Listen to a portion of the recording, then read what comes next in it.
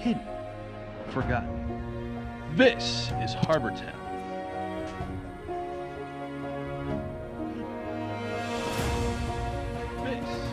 Harbor Town is an all-new series from Miniature Building Authority, the leader in tabletop gaming scenery.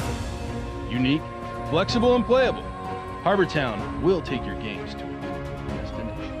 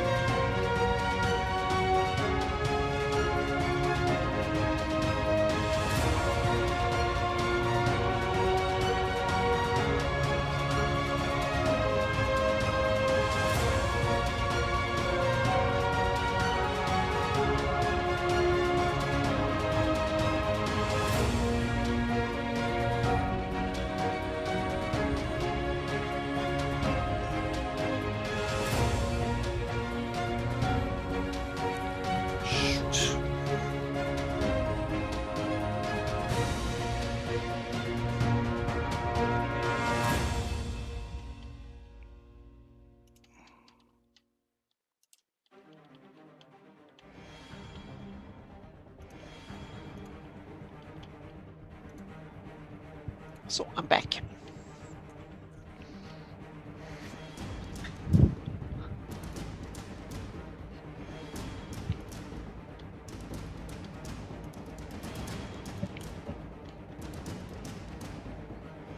We're good.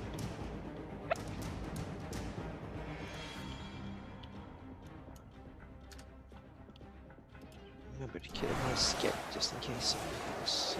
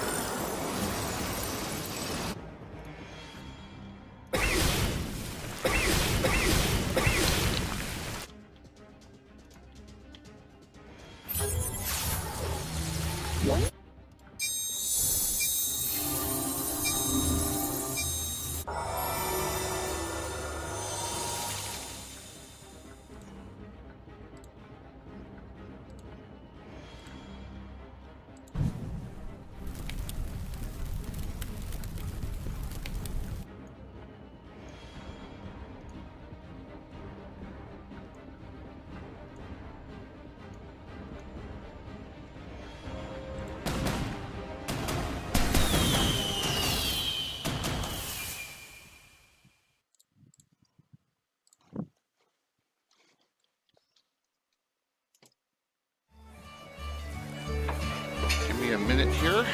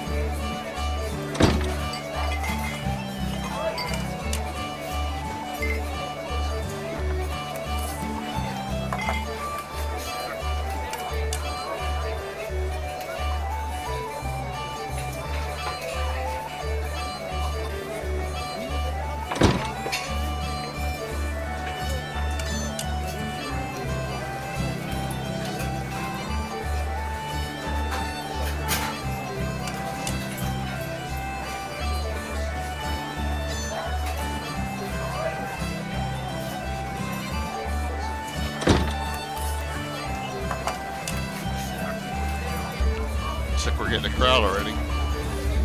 Wow, awesome. Yep. I should kind of start see the chat. Yeah, you may want to get a Twitch up somewhere on another screen. Yep. Yep. I'll do that. Almost there. There we go. I can hide the video from it because I don't.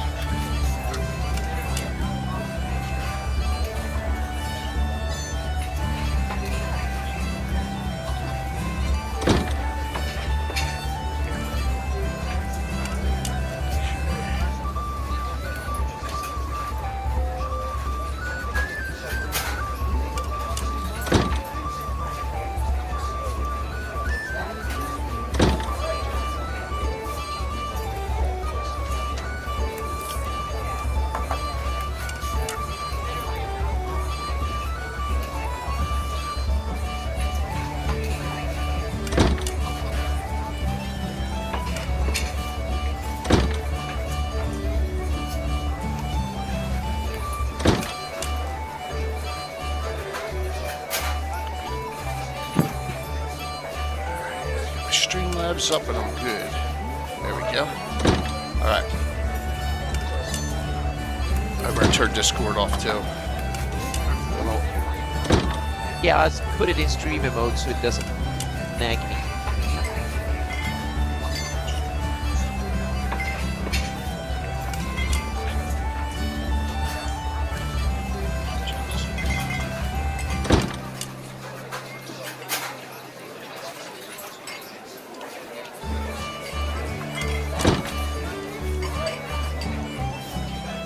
Okay.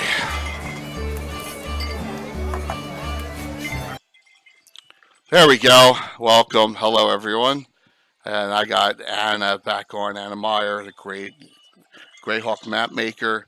Thank you for coming on, Anna. I really always appreciate it. We've been doing a lot of group collaborative things lately. It's been fantastic, and I just want to keep it rolling here.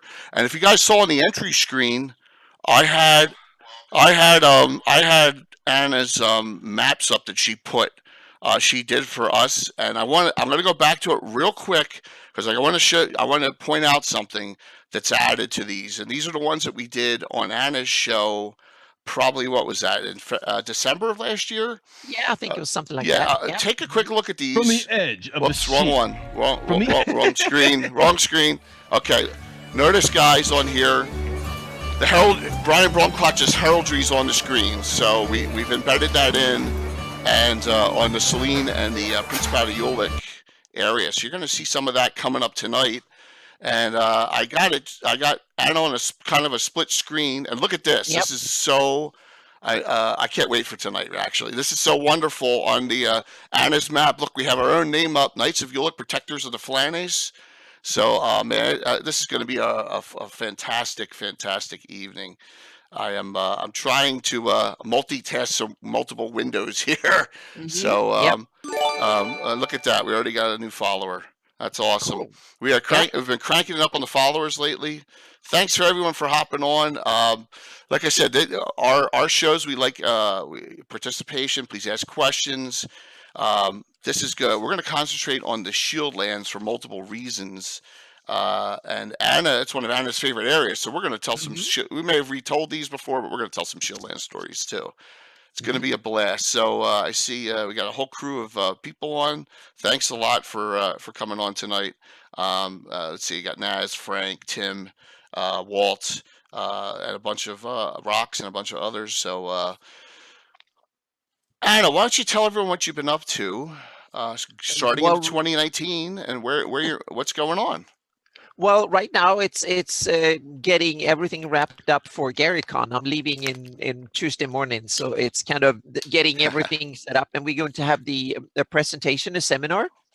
A bunch of Greyhawk creators are going to have a seminar, and I'm one of them. So we have some handouts, and there will be. So now I'm today's what I have left today to do is the sliders and some of that last minute material, and then so I'm just trying to make sure that I get everything wrapped up before I leave. That's been the mission for a couple of days. Yep.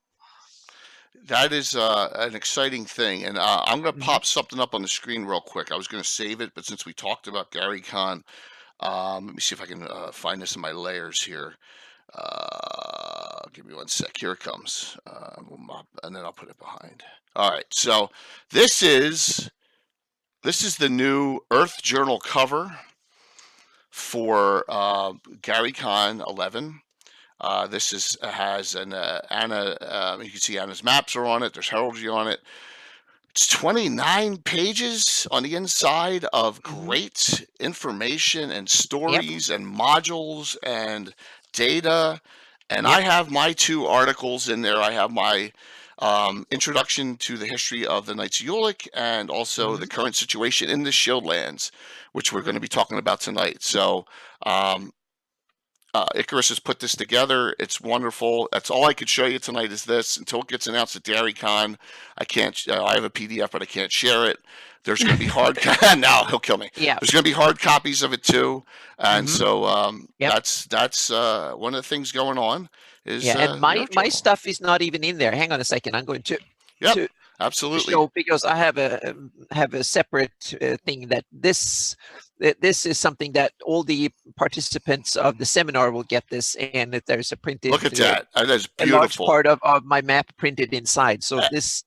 Show them the right So- corner where the modules are, the adventures that we are yeah, talking about. there's some special markers on the map for the adventure that is in the booklet, and these are marked on this map. So it kind of, this one belongs to the, or kind of connects to the booklet.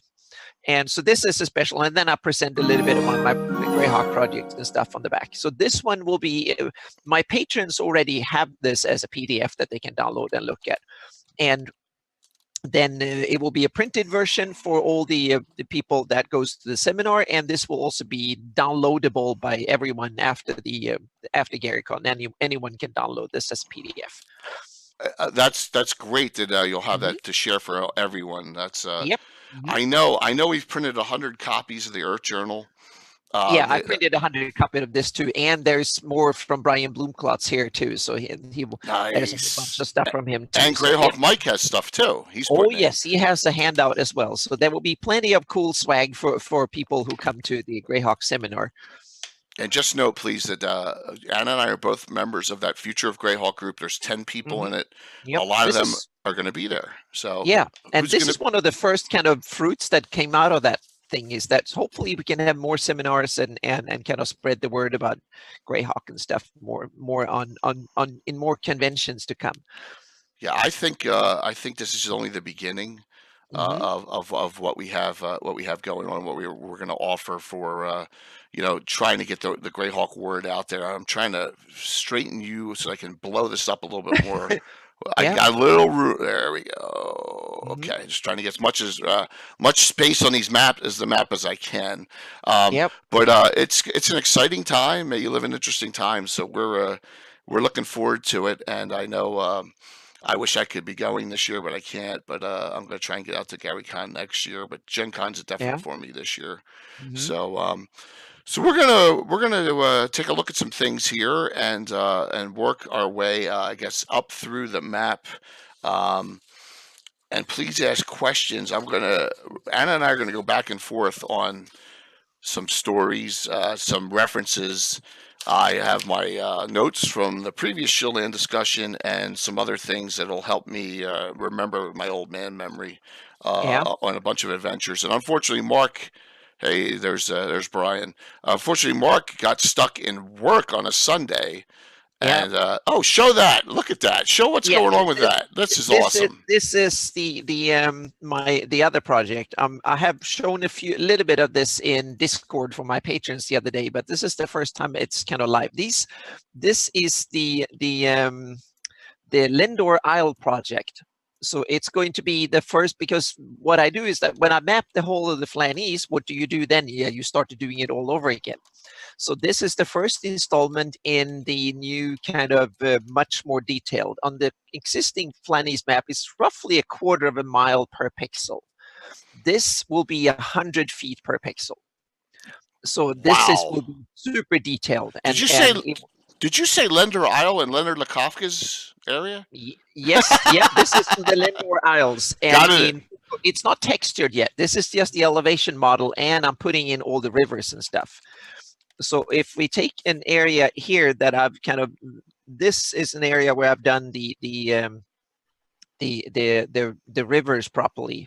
So I'm going to do this area here, and now we can actually zoom in, and you can look at it. And I while we're talking here, I'm going to let it render. It takes about 2 minutes, and then we can look at it.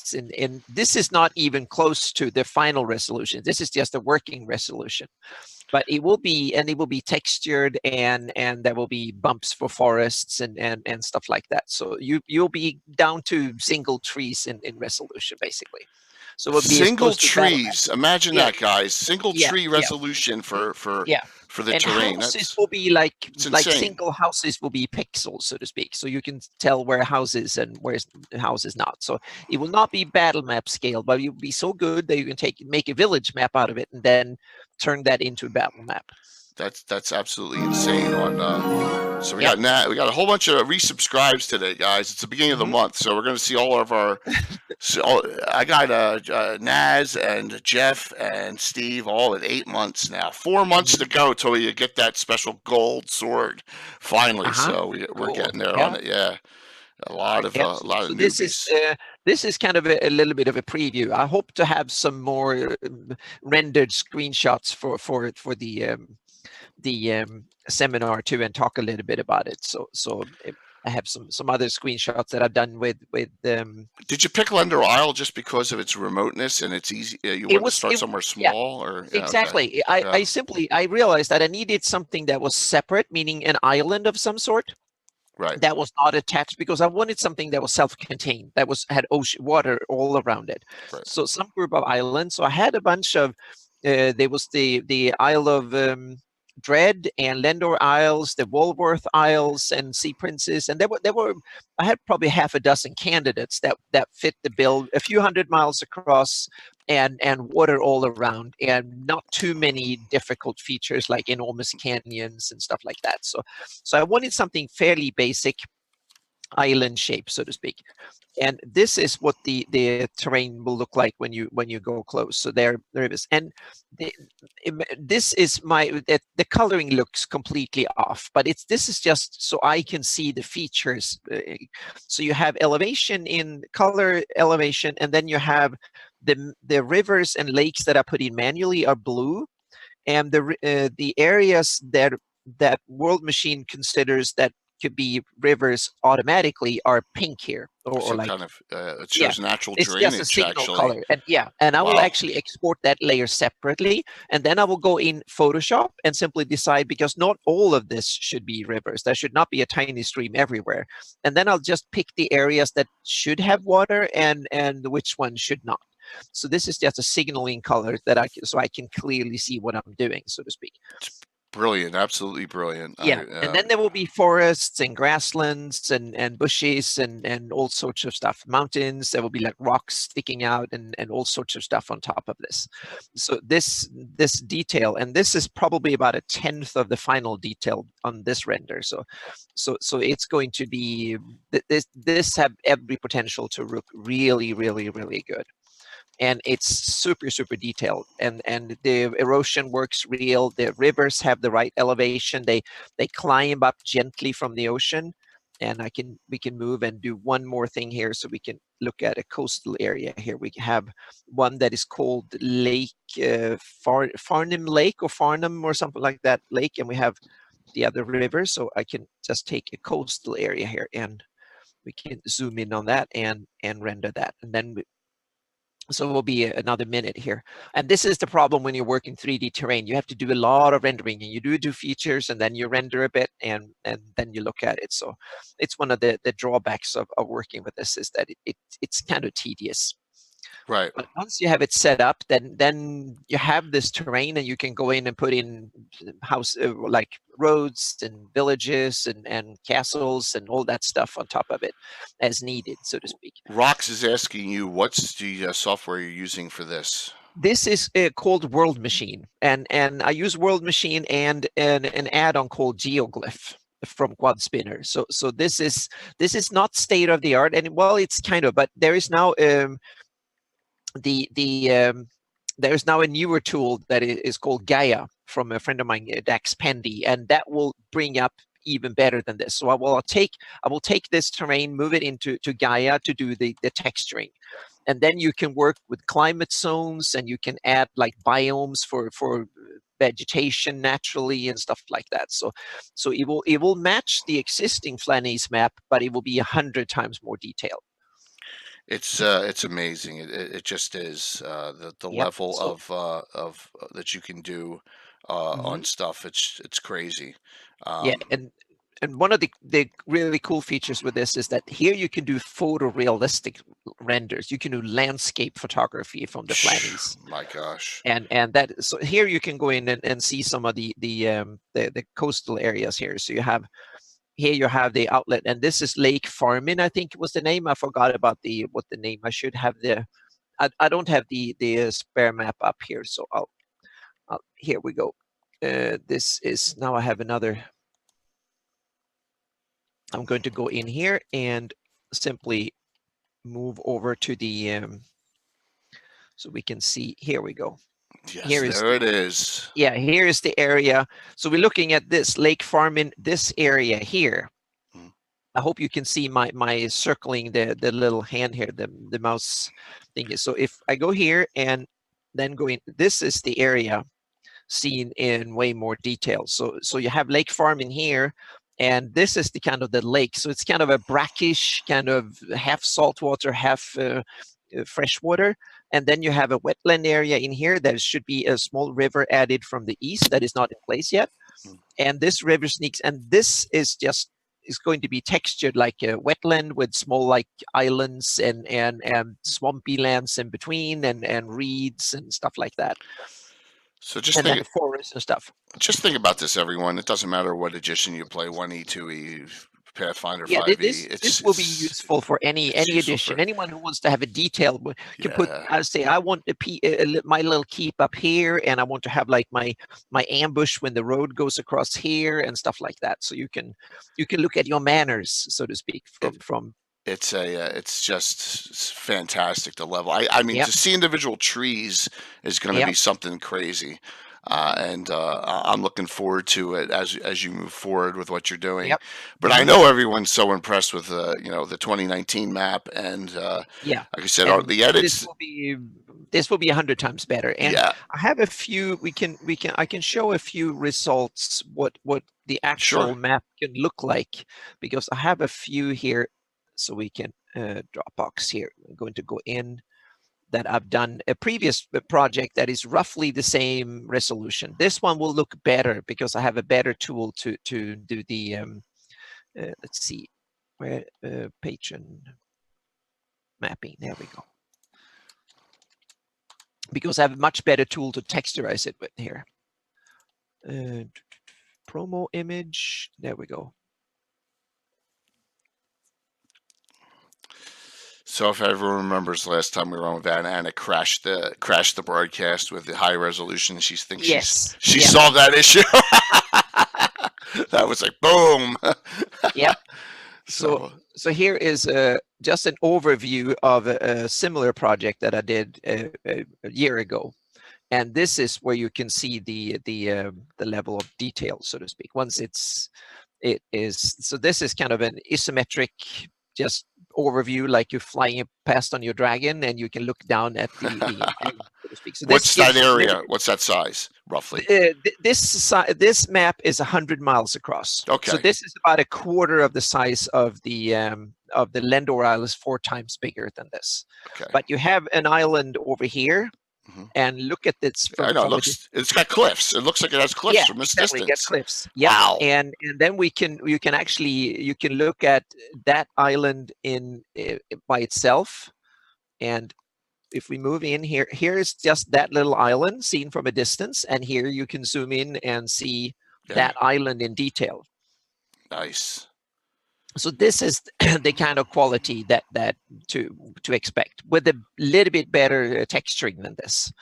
but it's basically you can go in, and that's the isometric view. Right. And for those who prefer a top-down view, here is a top-down view.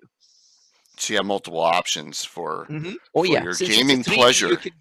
you can do whatever version you want. You want to have a top-down view. It's easier to measure scale and to paint like where the certain animals habitat is, or where the orc tribe has their territory, or Right. whatever. Wow. Yeah, how the evil curse is spreading, or whatever you want to map, so to speak. So there's lots of cool things like that. So everyone who's on, just think about this. I mean, you guys are blown away with what Anna has done for us just in this last couple weeks and months. But just imagine this. I mean, this is going to be just so unbelievable, the level of detail that we're getting the ultimate here. goal is to have the whole Flannies at this detail, where you can this is 100 feet per pixel. You can see individual trees here. You can follow roads and stuff like that. Dropbox will break with the size of these files. Yep. So and one of the issues that is how to best present it. Of course, you can do JPEGs and PNGs and stuff like that, but and the next step is to put them into a geographical information system, because then you can stack. You can put your own data on top. You can simply share whatever data you have. You can put on it, say that in my campaign, these things are here, these things are not here. So you can hide and add stuff yourself on top, because QGIS is one of the best GIS software, and that's open source. Anyone can use it. That's one of the things. But the ultimate goal is to put it into a game engine, because that way you can have your own world map that is interactive, and you can look at it from any angle. You can kind of do things. So that's the ultimate goal. But now we're talking probably 5 to 10 years from now. We're going to have fun though this year, and at the end starting in 2020 with all this. And that's the great thing is that it's just getting better and better. Everything's just getting so much more cool. There's great stuff coming out for Greyhawk, and so that's the first area is Lendor Isles, and the next one is Ratik up on the coast, up in Barony of Ratik. Exactly. That's the next part after this one. And that was because it wasn't used that much, correct? Or was it? Well, it was actually one of my earliest patrons who have been a staunch defender of Ratik, and say that Ratik, I want that, so to speak. So, so simply honor him and a whole bunch of other of my patrons who wanted that. So that's the next one in line. And after that, it's up to my patrons.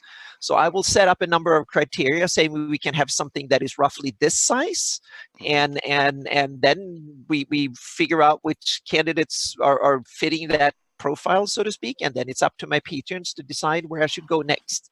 So in 2020, that will be, this one will hopefully come out. Lendor Isles will hopefully come out this fall, or this summer, this fall, and then next year Ratik, and hopefully one more area after that.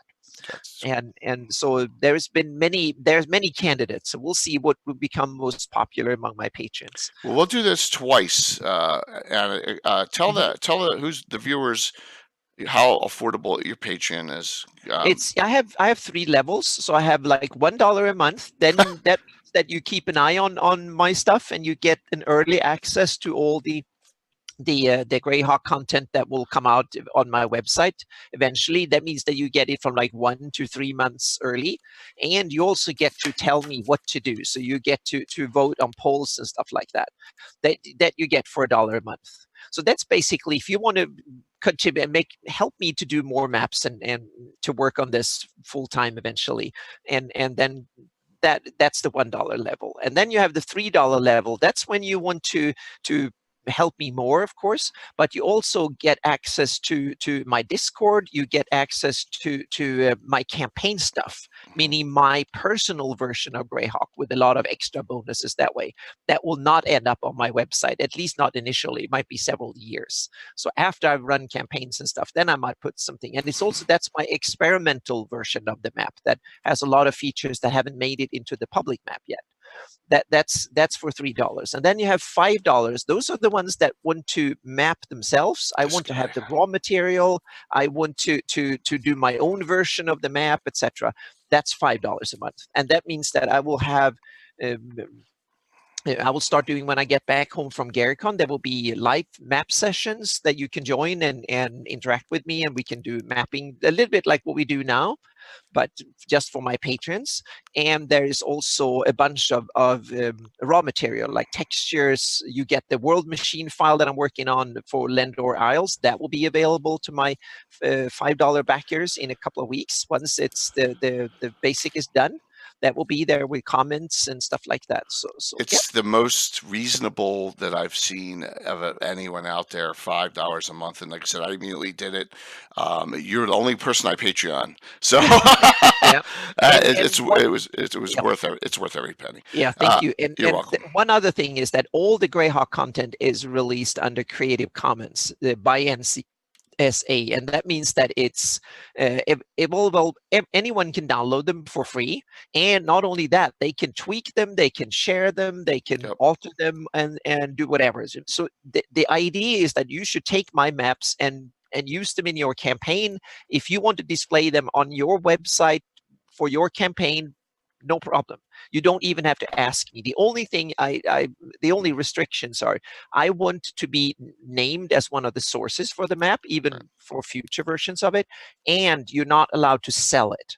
But you're allowed to give it away, share it, spread it on everywhere, so to speak. That print it, that's perfectly, whatever. And we had an example of that. Brian Sublime has done that on his Obsidian portal for his new Greyhawk campaign. There you go. Yep.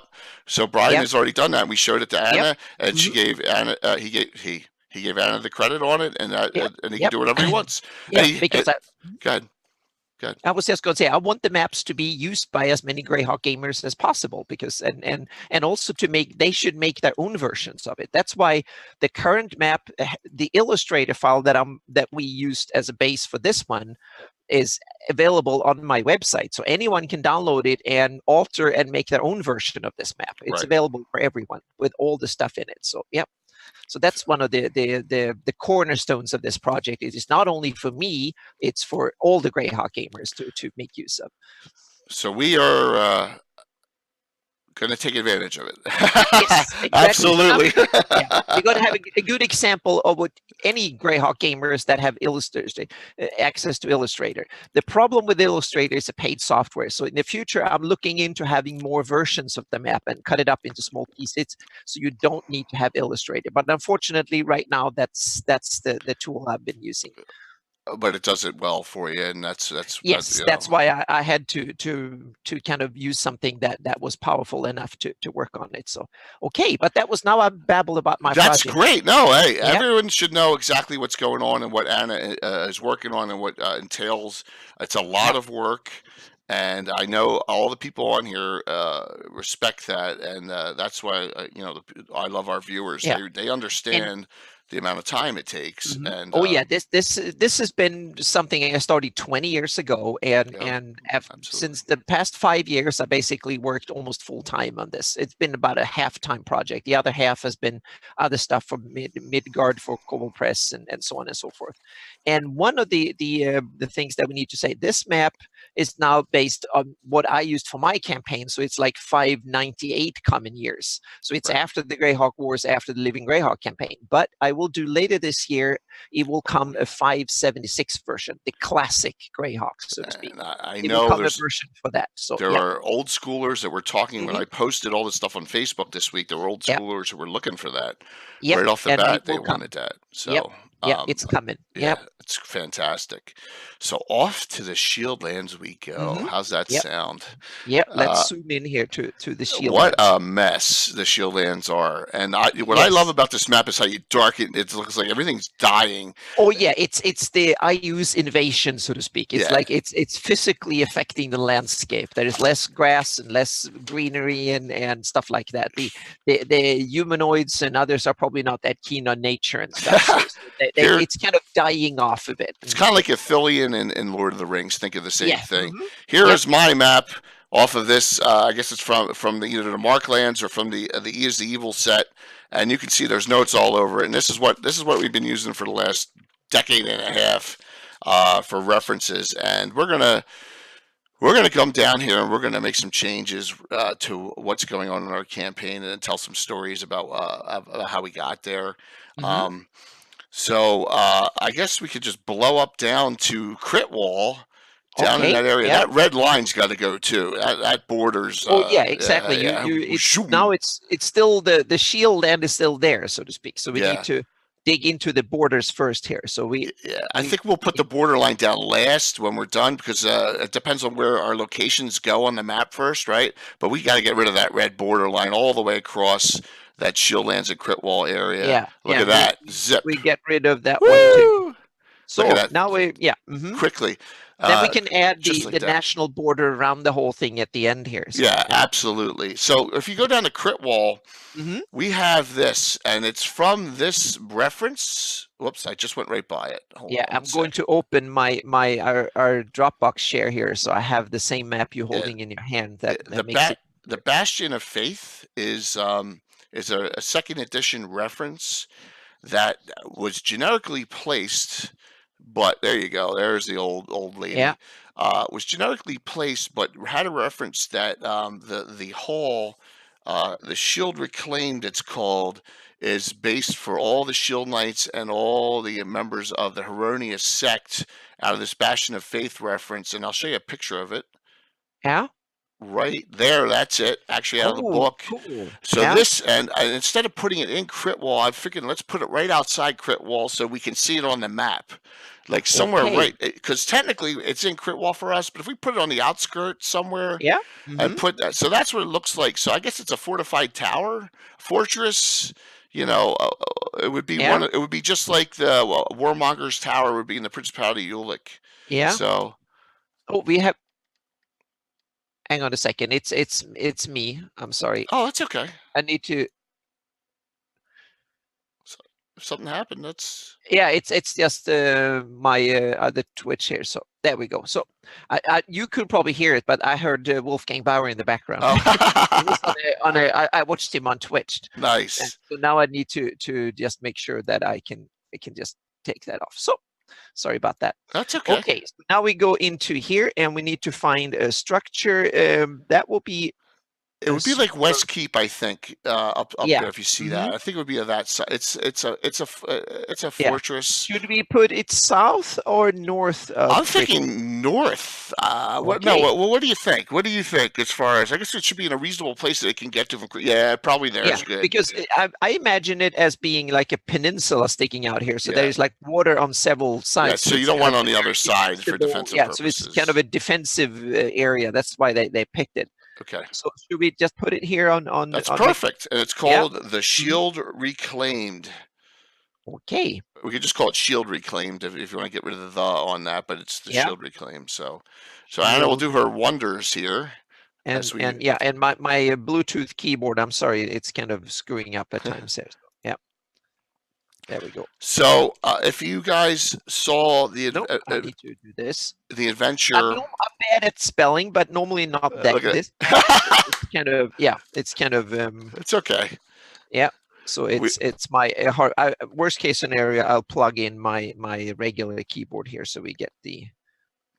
This was actually broadcast over a number of episodes we did. It was called. It was number 823, Events Before David Gradovis's Wedding. And if you remember, we had the outdoor bar in. Yeah. We had a lot of the Shieldlanders like Randall White show up and brag about him and his army. I think I'm just getting another keyboard here. And we had.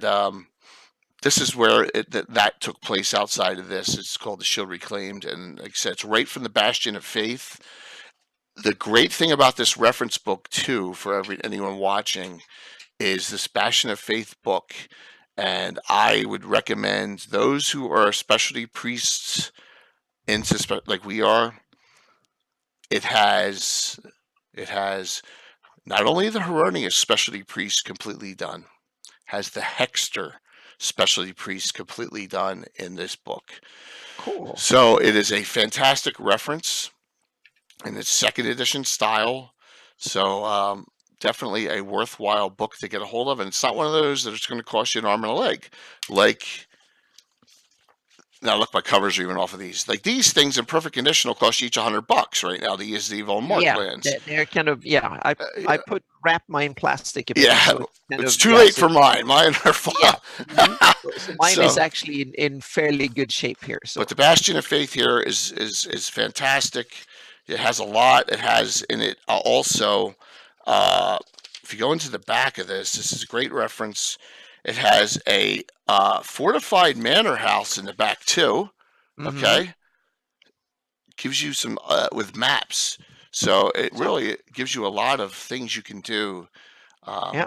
with this one. So I highly And recommend it.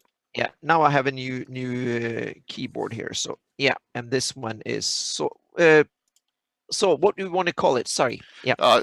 The Shield Reclaimed or Shield Reclaimed. That's the name of it. Yeah. Right out of from the Bastion. Shield Reclaimed. And there is something wrong with hang on a second. So now it's I have a compact little keyboard here, so I'm sorry. Yeah. It's all right. Let's see. It's okay. Take your time. We're good. Oh, hang on a second. That's it's a numlock thing. I wonder why I'm typing it right here. So we're good. Shield. There we go. Shield Reclaimed. Yep. So we'll get that on there, and so that was the beginning spot for that adventure, and where we go to is way out in the middle of the map of Shieldlands, and that's the most recent adventure we've done. But there's a lot of things going on, and we're going to bounce back and forth between the Principality of Ulick and what we're doing with that group, and here upcoming, and I'm going to do some foreshadowing of some of the based on some of these locations right in what's going on with the adventure. So it's the Shield Reclaimed. Perfect. Look at that, and that is. I know one thing we want to save a couple times too, but quick story. Oh yeah, we need to. Yeah, exactly. Yeah, go ahead. Yep. Yeah, we and then I had to redo some of the old maps, which is great because we were able to enhance it with other things. So if you saw earlier in the prelude screen, we actually had locations like Orog's Mound is now on that location in the Principality of Ulick that wasn't before, and Brian Blomkatz's heraldry is on there, which we should see the Shieldland heraldry come up as well. So, by the way, is everyone my sound good? I just want to make sure. And no one's complained, so that's a good thing so far. So Gensel. Gensel's a ruined fortress, and I don't know what it is actually. I can't find it anywhere. It's probably in a Living Greyhawk reference, but we're gonna. Yeah, it's a Living Greyhawk. We want to change that. We're going to change that to Exeter's Bastion. And we ran an adventure back a ways, Redemption at Exeter's Bastion, where David Gradavis, Mark's character, led a group of knights and some other characters. And this was a while back. So, but I think keeping it, that's a ruined fort, correct? It's a ruined small town. It's a ruined small town. Can we make that a ruined with fort? Fortifications. So it has fortifications and stuff. It's just that, Can we turn that into a ruined fortress? Okay, sure, cool. Definitely. Okay, cool. We just remove this, and then we go into the small. It's in a perfect spot, right on my map. You see, there are no roads, but it's perfect. It makes perfect sense there. And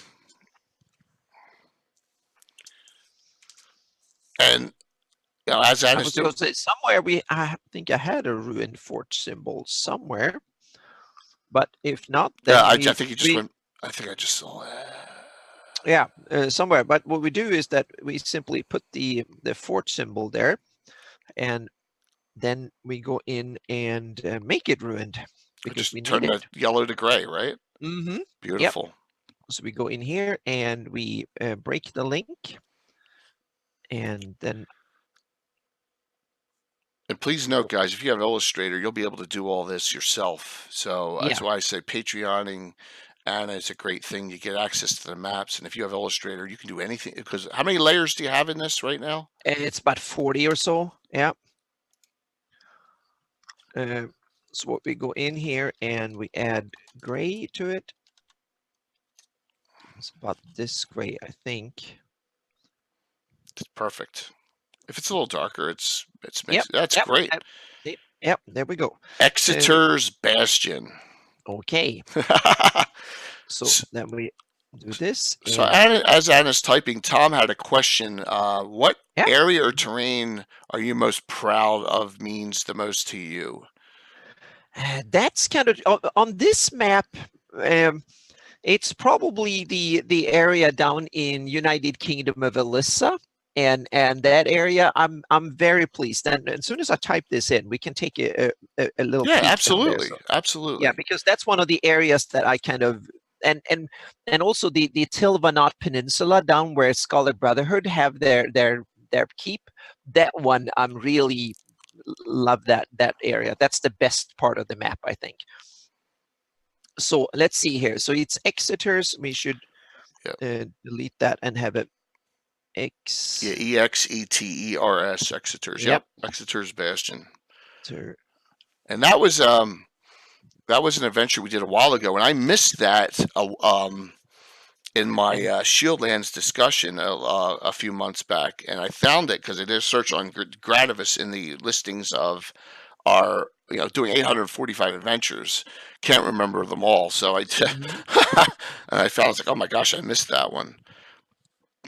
So and you saw I had to switch from, I used to have a Swedish keyboard. Now this one is an American keyboard. So I had to switch because otherwise I get the umlauted A's and all that stuff.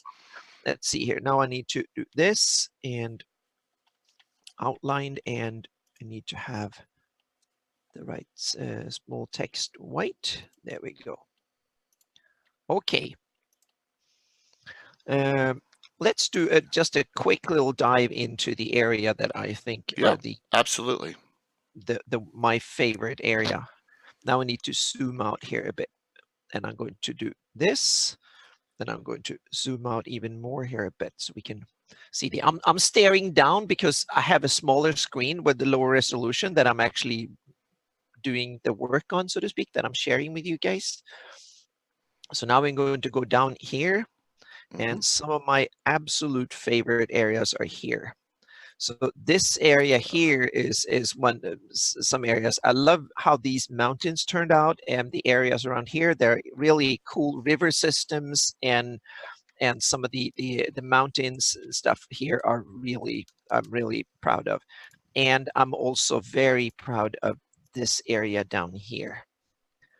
The Okalashna Plateau. I kind of really liked how it turned out. It's a lot of Photoshop work, but it was when I came of age, when it came to using Photoshop to enhance terrain and stuff that I previously made, because I kind of, it sticks out and is this prominent plateau that sticks out. So I was so keen because it's one of Darlene's map is one of these super elegantly done bits of terrain on the Darlene map. So I was so keen that I wanted to kind of honor her and in homage of her not screw up that part of the terrain, because I wanted it to and I tried as much as possible to base it on Darlene's kind of illustration, so to speak, of the terrain, so it kind of matches.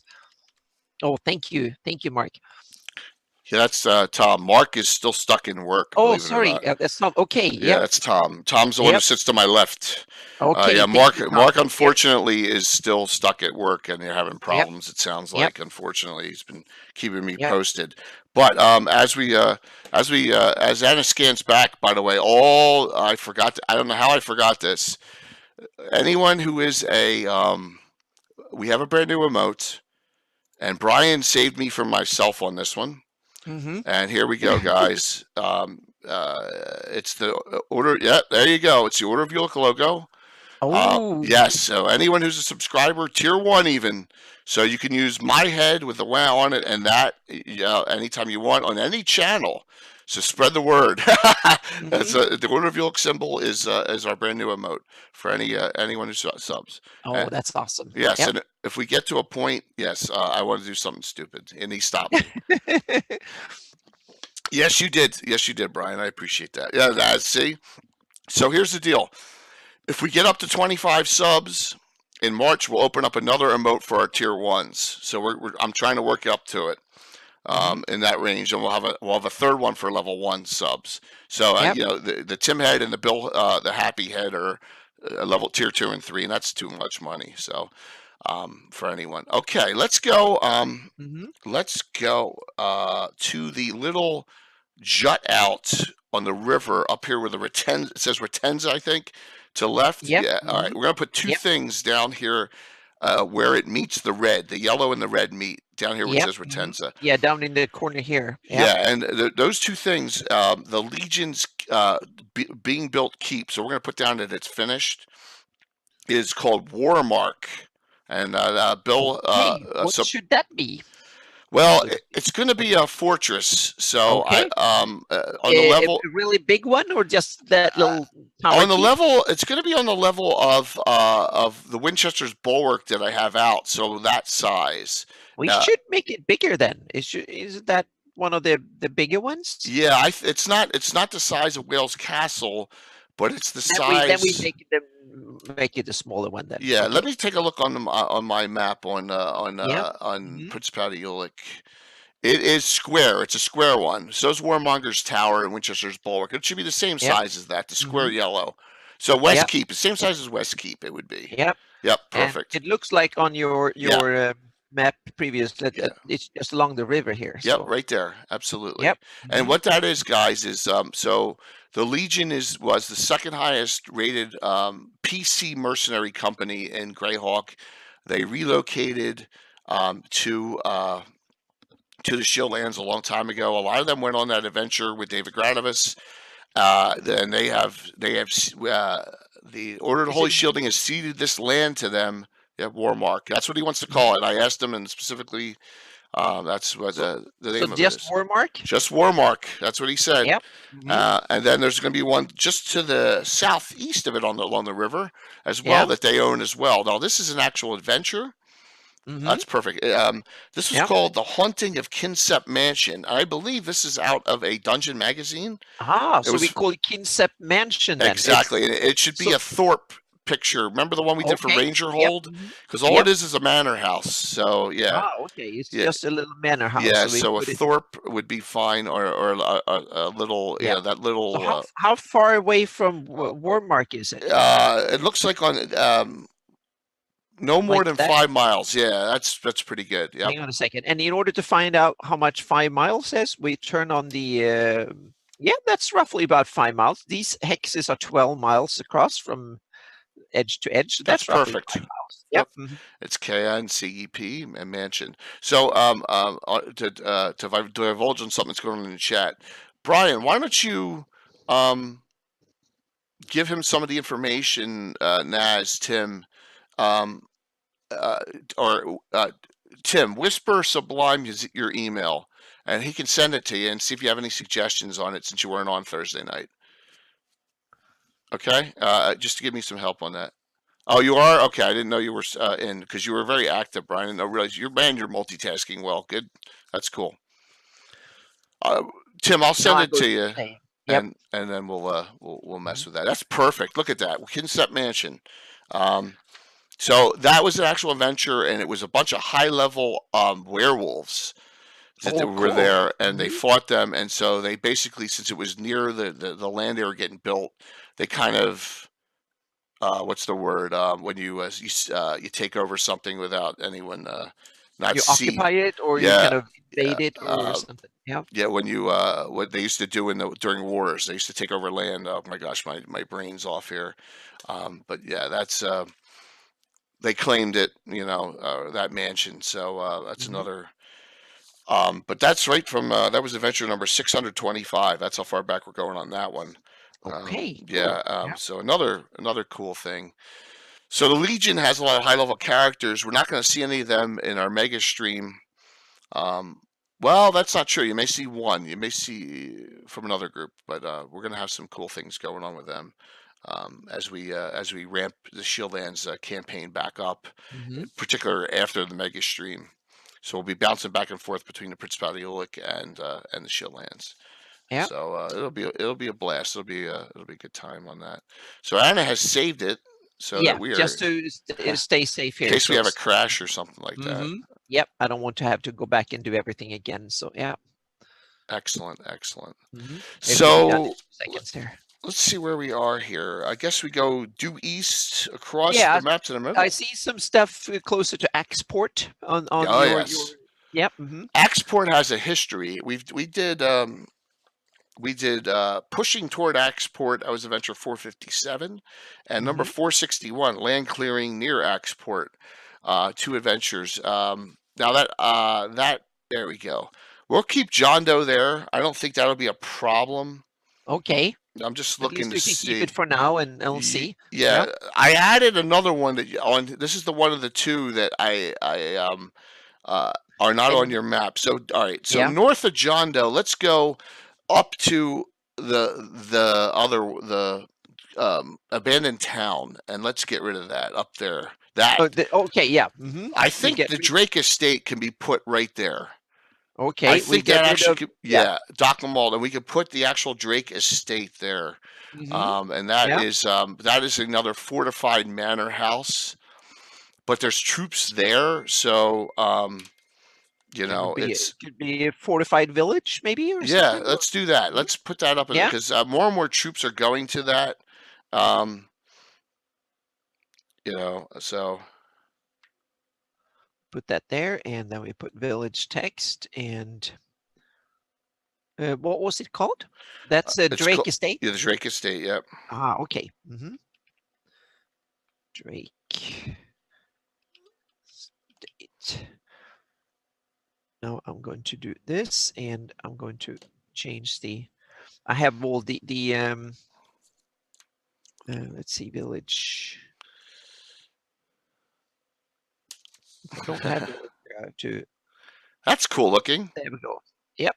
That is cool looking. Yep, then we have village. So the Drake Estate is an adventure that was Master of the Grave, and it's the first time I brought a Grave Master in, and that was at the Drake Estate, and that's the first ever sighting of our favorite scouts, Eric and Whistler, ripped right off from the movie Blade. So here are their picture. There's Eric / Blade. He's a fighter, and then Whistler is a specialty priest of Merlin, fights with a gun. So that's the first time. But so if we go south of that, halfway between John Doe and the Drake Estate, I'm thinking we could put Durgam's Folly. Okay, next to the little lakes here in the wetlands. I was thinking more north, up. Yeah, right there. Yes. Yes. Yes. So what kind of thing? An estate? A fortified, a fortress. Okay. So we can make that the same size as we made Warmark, and this adventure is actually a. Oh, you know what? I could have put that up too. I missed that. It was called the Siege of Durgam's Folly. It was a sword and sorcery 3rd edition module. Oh, that you kind of put here. Yes, we did. Oh, cool. Absolutely. Yep. And Durgam's Folly is actually the home base of another one of our adventuring groups called the Keep Group, or the Defenders of the Keep. And we will see a lot of them in future adventures. I have some NPCs in that. I have a specialty priestess of Ouija, and I have a crusader of Aralith Ethernal. And that is the one who, in the Axport adventure, Bill has a cavalier, and the cavalier's name is oh gosh, I always forget the cavalier's name is Sasa Silvacek. And the first round of the fight, an orc at long range shot, or it was either a gnoll or an orc, shot a bow, critical hit, struck in throat, immediate death. So wow! In the first round. Yeah, that kind of cool. Yeah, that kind of cool. Yeah, absolutely, definitely. Now, here's the one I want to add in this area. You see the green area you have down here? It's like lush. Yes. Yeah. I want to put a little thorp, like we did for Ranger Hold, right in the middle there, called Pursuer's Lodge. Okay, then we put in here a little thorp. Yeah, Pursuer's Lodge. Just in the middle. Just smack dab in the middle of it, yeah. Yeah. I'm thinking it's, yes. And what that is that's a home base for our friends Eric and Whistler and their troop of scouts. So if you're still on, Tim has actually submitted to me a new character class he wants me to look at, called the Scout, which is out of an old dragon, but he modified it. So I may give him an opportunity to actually play with that as well, using it here. And it wouldn't be a thief type. It would be more of a, just a general scout Yeah. type, but not a ranger. So yeah, so that's the We put Pursuer's Lodge. like this, Pursuer's Lodge, Yeah, like it's that. perfect. It's perfect. Yep, absolutely. And that's just going to be. It's almost like a little mini ranger hole, but Yeah. for these trackers and these scouters that we have in our Yeah. perfect Pursuer's Yeah. Lodge. So that's the one of the two that I added into the map here. Yeah. One So- of the things we should do here is that we should move the this Holy Realm of Shieldlands and the heraldry up, because the reason I put it down here is that on my map, the only thing that is not invaded by IUs are the area around Critwall, Scragholm Island, and the Walworth Isle. Absolutely, So but probably put in. Yep, we should put in the national here. So this, we should put this up here somewhere around here. hey, thank you, Gribbly. Really appreciate it. Right. All right. So where you put that right there is where Walworth Crossing is going to go. So Oh yeah, we have to move it around a bit Okay. and see what we do with now, it. So yeah. do you see that open space near John Doe to the right of it? That big open space. There's nothing there to the right of John Doe. Yeah. Guess what this I area. want? Guess what I want to put there? No. The Order of Ulick Shieldland symbol. Oh, okay. Yep. I've been like, where can we put this? Yeah. That's a perfect spot for it. Now I just need to check what the style here is. Political black. That's the one. We can go back to do that last if you want to. Oh yeah, on sure. that. I'm just put that in there just to, Perfect. so yep. And then we do this, and I just unlock the heraldry, so we can put the heraldry. I put it there in the meantime. So excellent, and that's a good spot as it is. Working, yeah, because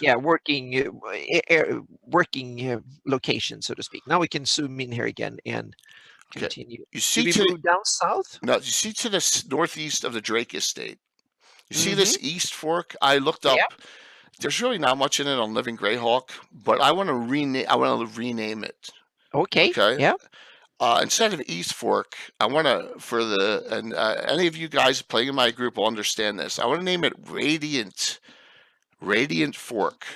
And the reason I want to do that is, as they will find out soon, and this is a little bit of a teaser, there is another enclave of Fultians that have taken this Thorpe over and have renamed it Radiant Fork. So not only do you have to deal with, is that a good thing or a bad thing in our campaign? Well, Walt, Tom, and any of the other players who are on, you'll have to make that decision for yourself. Because, the Fultians have their way about them. They're true lawful neutrals. Their way or their highway. But they're very rigid and dogmatic. Right, but they've claimed this Thorpe here, Radiant Fork. So then I can totally understand the name. It's perfect. Thank you very much. Yep. So let's see. Let's go north here to where the biggest one that we have, and it's right in the top of the D in the Shieldlands.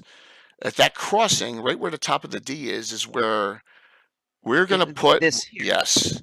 Yep. And that's where the biggest fight we've had in the Shieldlands in the last 15 years. That's Walworth's Crossing. Oh, so what should be just a historical place? It's a large town now. It's not a mega community, but this is where the entire war for the events before David Gratimus's wedding, that adventure took place. So, in the maps, walled town or non-walled town? Non-walled. Okay. Non-walled town. So a large town here. Yep. And let's see. Is that Walworth's Crossing? Yep. Yes. So it's Katarina Walworth. Yes. WALWRTH Crossing. Now, in my writings, and I'll share these with you. This will be in Earth Journal, the brand new Earth Journal coming out. If I remember where I put them. And this happened in the adventure as well. We had a little bit of a discrepancy as to what is going on at this location. Here, it's in this pile here. when the adventuring party got there, there was a church of Fultus, and it was protected, it was walled up, it was defended by, and there was only 3 Fultians left, because this ever returning zombie army came back, and Randall White and Chet Bluegrass's army was completely destroyed because they thought they had destroyed it the night before. They all got drunk, and everyone remembers if they were watching what happened to Randall White. But so in my writings here, we talk about in this one, and this is in the Earth Journal. It's called "The Order of Your Current Situation in the Shieldlands." We have a little discussion on this, and it says the following. I'll read it real quick. So the Order of Ulick has assisted in the retaking of Ad Munford, Crit Wall, Axeport, and most recently Walrus Crossing. And then in parentheses, although this currently remains in doubt, as pilgrims, lawful neutral worshippers of Fultus from the Theocracy of the Pale, have laid claim to this town at the crossroads of major intersections in the center of the Shieldlands, renaming the town Light's Reclaimed Pillar. But we're going to leave it Walrus Crossing for now. Yeah. So, and here you see some of the problems with mapping is that once you start getting kind of iffy, then you need to move labels around, and you need to kind of rearrange things back and forth until you find something that works. So here I think I kind of haven't blocked too many of the features. That's perfect right there. I mean, that looks great, because you can still see Radiant Fork, and you can see it's perfect. So Walrus Crossing is in doubt, and I have pictures from that. It's before we used underlays, so it's still the whole green table. But I guarantee this for anyone who plays, there will be a return to Walrus Crossing adventure in the near future, and there'll be multiple issues. There'll be Eosians, of course. There'll be Fultians, and there'll be Knights of Ulick and Knights of the Holy Shielding. It should make for an interesting adventure. And it'll be a high-level one. So we will be doing that in the future. So just to put that out there, and of what's going on with us. So okay, well we're moving along pretty quickly here. This is great. Yeah. I only see 2 more things left, which is really cool. Oh, and then we have the borders and stuff like that to clean up after. So All right. Tim, one of Tim's favorite modules of all time. This goes back to 1979. This is a photocopy because my module is on my wall of fame. And let me scan through it. And I have this out here, I think. There it is. Oops, I went by it. Fortress Elendar. Look at this. This is my workable photocopy. This is a third-party software piece. They only made like 3 adventures. It's by High Fantasy Adventure Series.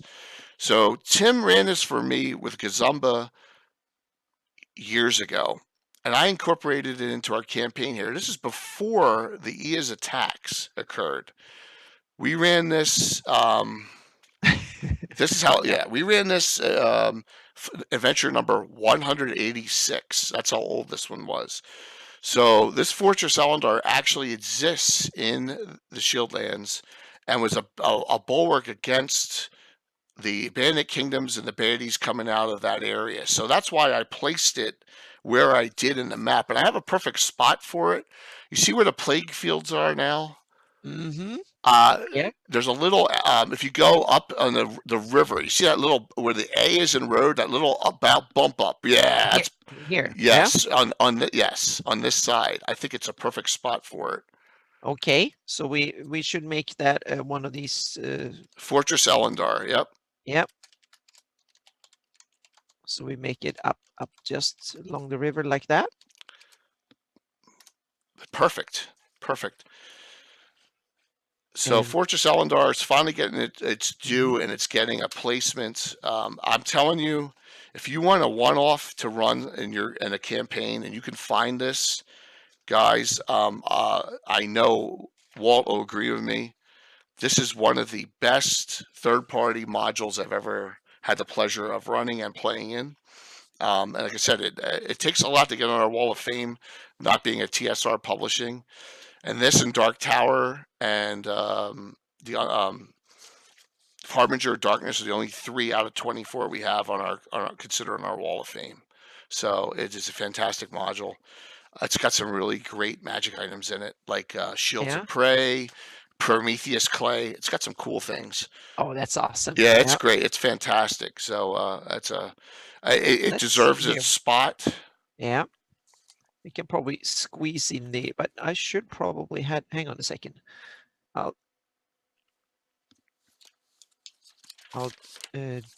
change it so we have it on a single line here. Normally that's not really what we want to do, but in this case, I think it's better. Do this, and then I move it in place and check it so we can squeeze it in like this. And then I create outlines of all the fonts, because if so much editable text, and this file will screech to a halt, and Illustrator will not be able to handle it. So that's why I make them into, so they're just outlined objects. That's one reason, is performance. The other one is also when you print the map. When you turn it into a PDF, if there are fonts in it and the end user of the PDF don't have the fonts installed, then it might be gibberish. screwy. Yeah. That's so you probably don't get gibberish, but it will look kind of weird. So in order to avoid that, I always outline all the fonts on the maps. So that's the drawback. So there's plus and minuses. So yep. Okay. beautiful. Yep. And Absolutely now beautiful. we have one more here. One more in the Shieldlands, unless Mhm. Walt, if you can, I know you're on, if you can think of anything, Colby 609, if you can think of something I've missed. I think I carried all of it. Now, this is actually the Gradivis estate, and this is the location of David and Railstone's estate. And I always said it was in the north. That's why I got wiped quick. So I'm thinking on this road to Ringland. Yeah, it's somewhere wrong here. Yeah, yeah. Anywhere placement on there would be perfect. That's a destroyed estate.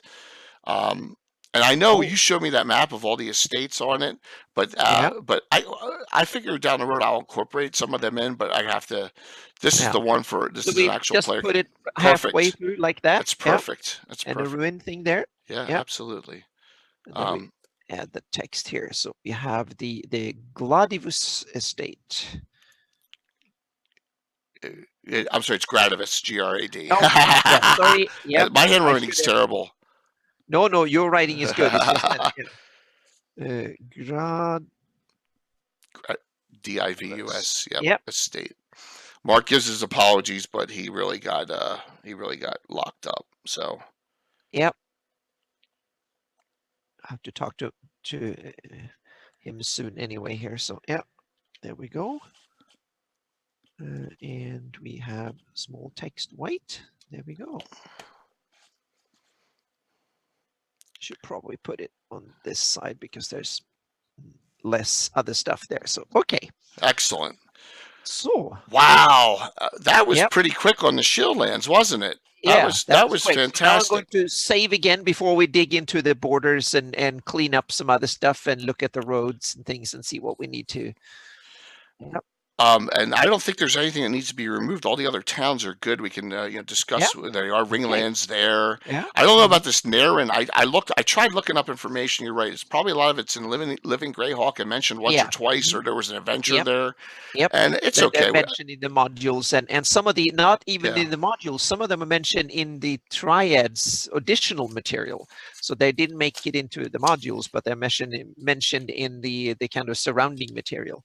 And we have the province borders from the Empire of Ayuz needs to go. So so we need to take that and replace it with the national border instead, with the red border. So yeah. It's I have an idea of where we can place that on the map that makes sense.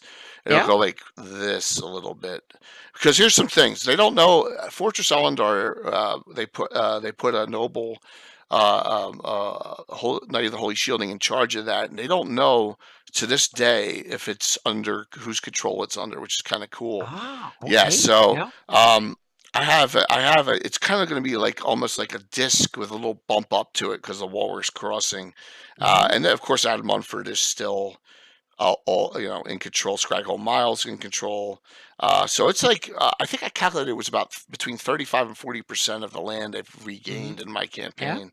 What about yours, Anna? Well, Well, yeah, in my campaign, it's the Shield Land is still under occupation from IUs. But what he'd done is that he'd taken Axport and the area around it and kind of leased it out because he needs money.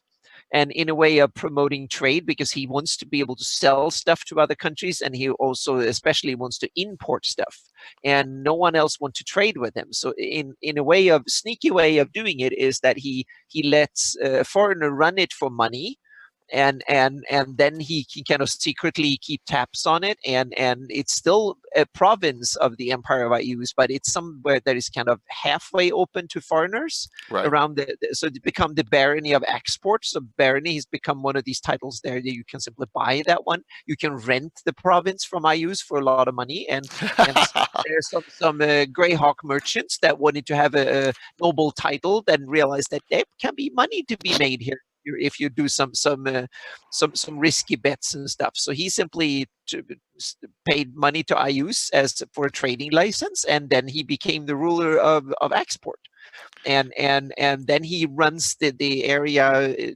near there, so to speak. And then there is a lot of, because the Knights of Holy Shielding have Critwall and the Scraghole Owl and Walworth Isle. So it will be hard for the merchants of export, the Baron there, to do any trade, because the Shieldlanders will kind of block him. So what they simply say, well, you can do that if you give us some we want intel, and we want part of the profits, so to speak. We want revenue from it. So it's kind of, so they're kind of secretly gaining access into IUs that way, and then there are some other secret partners in this venture that we should be unknown until the campaign is underway more, so to speak. And then when do you think you're going to start yours? Because I will start this fall. Okay. Yep. I cannot wait for some stories from that. Yep. What is it going to be in person, or is it going to be a remote? It will be an online thing. So are you going to use Realmworks? Yes, I will. Realmworks already. Yeah, we use Realmworks, and then we'll see if I'm going to use Fantasy Grounds, D20 Pro, or Roll20. I've used all three a little bit, so I'll see which one I'll use, and then it will be a Zoom screen share and stuff like that. That's awesome. How many players do you think you'll have?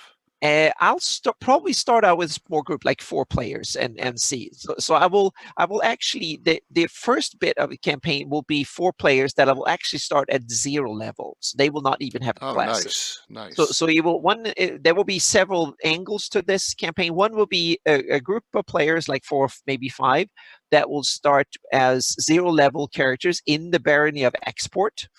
And to basically get the players a kind of a feel for the area, and kind of get me in the groove of running games again. Simple, very, very, very basic, just to get an area, get the area knowledge in, so to speak. And then if after they have kind of gone far enough that they can get themselves a class, then we'll see what kind of allegiance do they line up with the Baron of export, and here do they become minions of EUs? Do they become loyal with the Shieldlanders and the Knights of Holy Shielding and swear loyalty to them, or they local bandits, or they go off somewhere else? We'll see.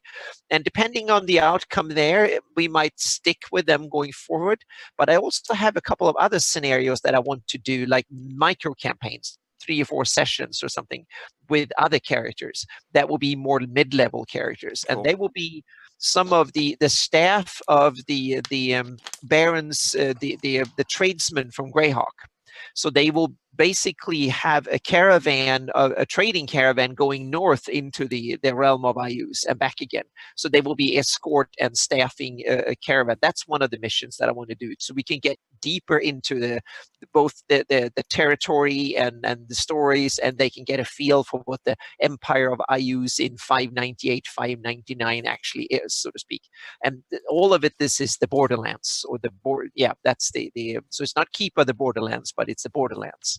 So it's a very kind of, and there is everything in this campaign, from the knights and paladins, and they're very good, to the most evil undeads. There are dragons, demons, and a whole bunch of stuff around. It's a free-for-all out there, really. I mean, when you think about it, it's a lot going on. It's like And the players can, especially the ones that start from the beginning, they can basically align whatever direction they want. so they can decide if they want to be Mhm. on the right side or the neutral Yep, side yep. or the wrong Mhm. side. Yeah, or their own side, don't care about any of, they can Yeah. just be local bandits if they want to. Yes. Yep. Guess what? We still have to put the Lord of Yuluk heraldry symbol on.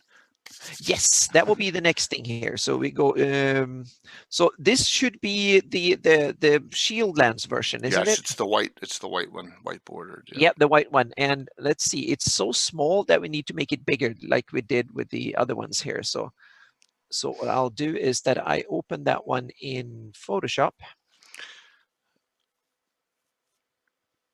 So thank you, Brian Blumklotz, once again. I know Brian's not on tonight, but thank you for making these for us. And now we're putting them to real good use. Yep. So as Anna's making some edits to this, the commander of the Order of Yolk in the Shieldlands and the Shieldlands area of influence is actually another player character. It's Mark's character, Railstone Gradavis, who's David's uncle. And Railstone's a member of the adventure group, the Legion, who are out of Warmark. Actually, that's not the case. He bounces between that and the Iron Brigade in the city of Greyhawk as well. And so he's going to use Railstone in our mega stream on the 23rd, Saturday 23rd. That'll be the character he's using. It's a Railstone Gradavis. So another interesting story in an adventure Railstone we did. He had always got limbs cut off, always did. And Bill Haley's character, Salen, the necromancer, always would take pieces of them. Well, long story short, I did a mega chain stream, not stream, a mega storyline where he found a crown, and 20 years later he dons it, and he became this crazy megalomaniac and tried taking over off Greyhawk. Wow. It was called Salen Made Me Do It, but we worked on it for years. Well, all those parts of Railstone, he cloned them. So he had a 4th level Railstone working on it for him. He had a 7th level Railstone, and he had an 8th level Railstone so, as his henchman. It was pretty funny.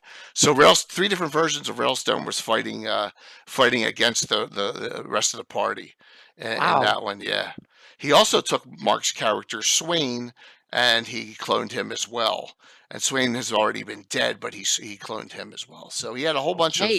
Wow, you've had some intrigue going on here. Yes, That's some super high level crazy stuff going on.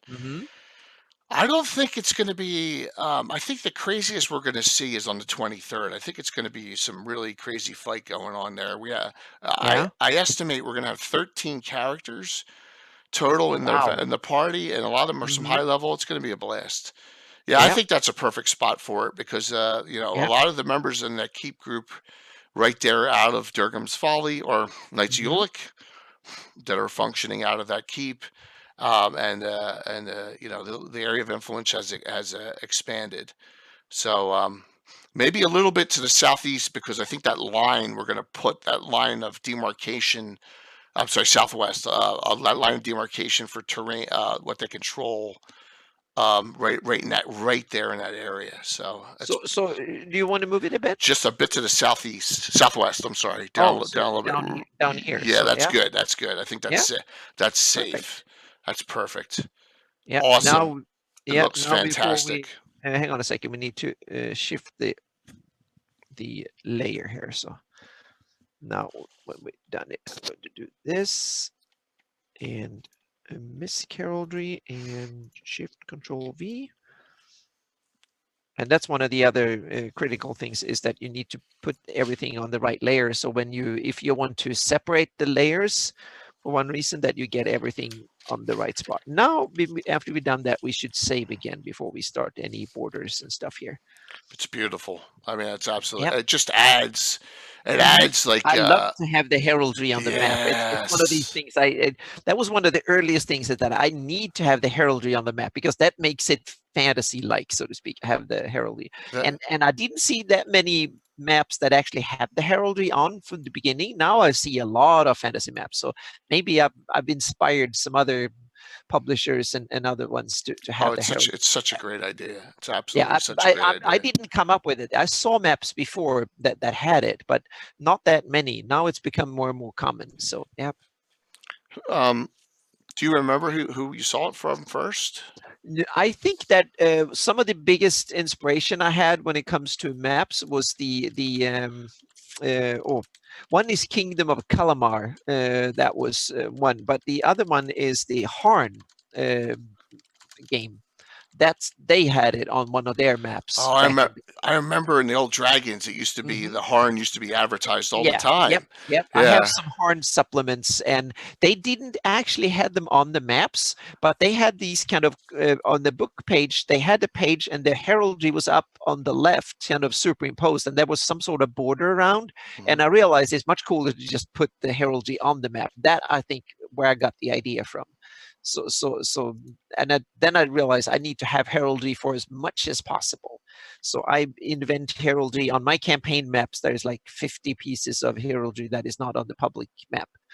So I have maps for all the provinces of the former Great Kingdom and a lot of towns and stuff like that too. Okay. That's awesome. All right. So now the border. There we go. Yeah. So we have borders here. So we have here's the border that I put in for the actual shield lands.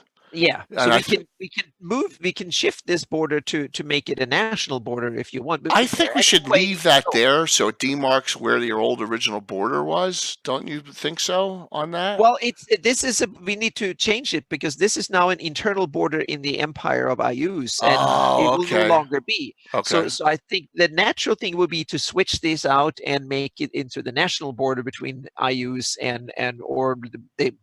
it will not be between Ayus. It will actually be between Bandy Kingdoms, I guess, if I'm guessing correctly. Right, so that might be a whole bunch of things we need to change here. So we can cut this and we move it to national, and then we do shift and we move it in. And then instead here, we make it borders. Oh, come on here. So there we go. Here we have border national.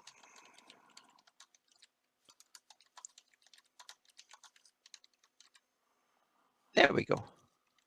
Ah, perfect. Okay. Yep. And then we need to do the same thing for the eastern border here. Yeah. And you see that one is now kind of a bit screwed up here. So what we need to do is we need to cut this one into pieces here. So I need to zoom in and go in here, and there's that one, and we need to cut that one into pieces here, and then zoom out. Come on, there we go. And now I need to zoom out more so I see that I got the right bit here. Yep, now that one is, so now we need to cut this one and go to national and use Control-Shift-V and then paste in place, and then go up to here, border, national uncertain, and there we go. And now we have this little bit down here, and we just cut that one and go to national, and then we paste it back in again. Yeah, I'm going to leave the red hand right there for now. I'm not sure what I'm going to do with it, but then that area of the shield lands, I mean, it may make for a good storyline down the road. I mean, there's a couple third edition modules that actually talk about that. So I'm going to leave it there for the time being, because that is an area of the shield lands that we haven't even gotten to. We've really limited ourselves to the middle of it. So we're just going to, So now we fixed the border from near Div in the east all the way around. Now we need to do the same for the river bit here. And we need to cut this one, go in and split it up again. And now comes the deep kind of illustrated knowledge to kind of screw things up here. And I need to cut that one into pieces and then go out, zoom out a bit and see if we get the...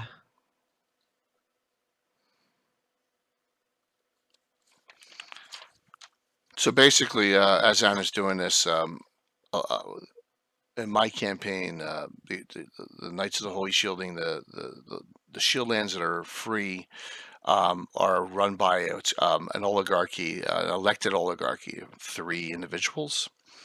And those 3 people have been the following, and this is their 3rd and final term. But so the first one's Katerina Walworth, who was Homer's niece. Valderessa Sharn, who let me go through those pictures here, so we can just. There's Lady Katerina, she's 1. And Valderessa Sharn, which a lot of people know, and from the Ashes, they just kill her off. And one of the characters who I said that's just ridiculous to do. There's Valderessa Sharn with Artur Jakarta in that picture. So, hey, Gargamin. Gargamin's coming in with a raid of 2. Thanks, man.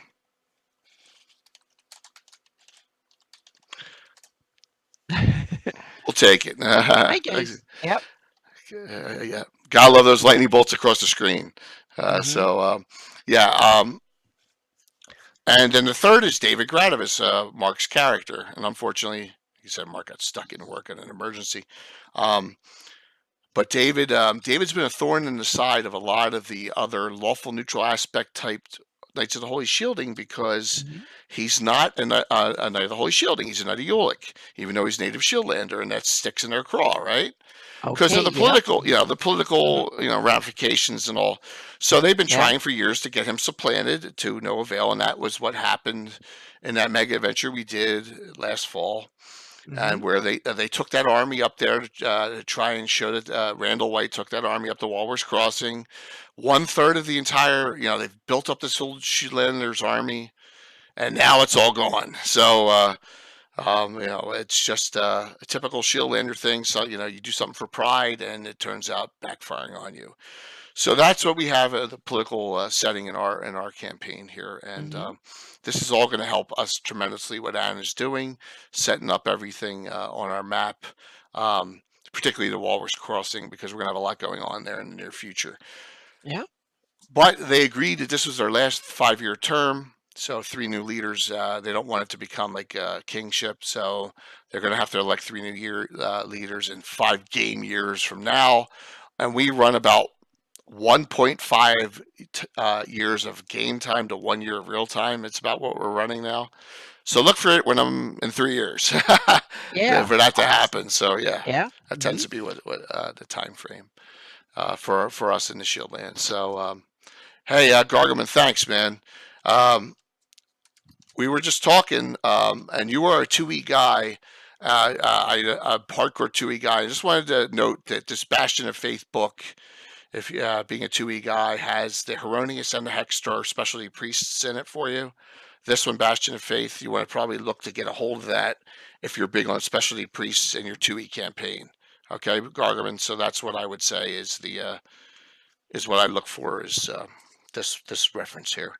It was generically done, but it's set right in it can be set right in the Shieldlands. So now I guess we got to put the current border of where we are, right? What they have control over. Is that what we want to do, or we just want to leave? Well, now we shield off it's if you're happy with the Shieldland borders as they are now here. Or I think we're going to leave this. Because what it's running through Warmark all the way across. I think it's good to leave it that way because it's not static. It's going to change a lot. Yeah, and it's also unprecise borders. Most of it, the only precise borders are the ones along the Ritensa River here, and that little stump along this little rivulet or tiny river here.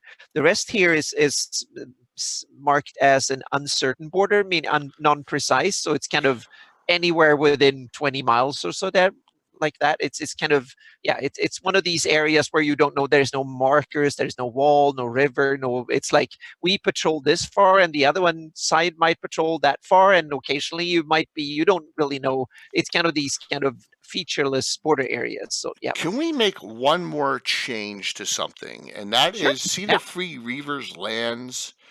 Can we remove the bottom and see? I wanted to run all the way down, paralleling these hills. I want to take it for see the sea and smoke. You want it, yeah, you want it. Yeah, all the way down to Okay, yeah, sure, yeah, then we absolutely. do that. And I'm gonna tell you why. They are a major, and it'll just take off, I guess, from that one spot straight down, or however you want to do it. They are a major thorn in the side in our campaign. Sharon Valinar is the leader, and she's known for the Sharon smile that she likes to do on people, which is basically a throat cut from ear to ear. They're all Erethnal worshippers.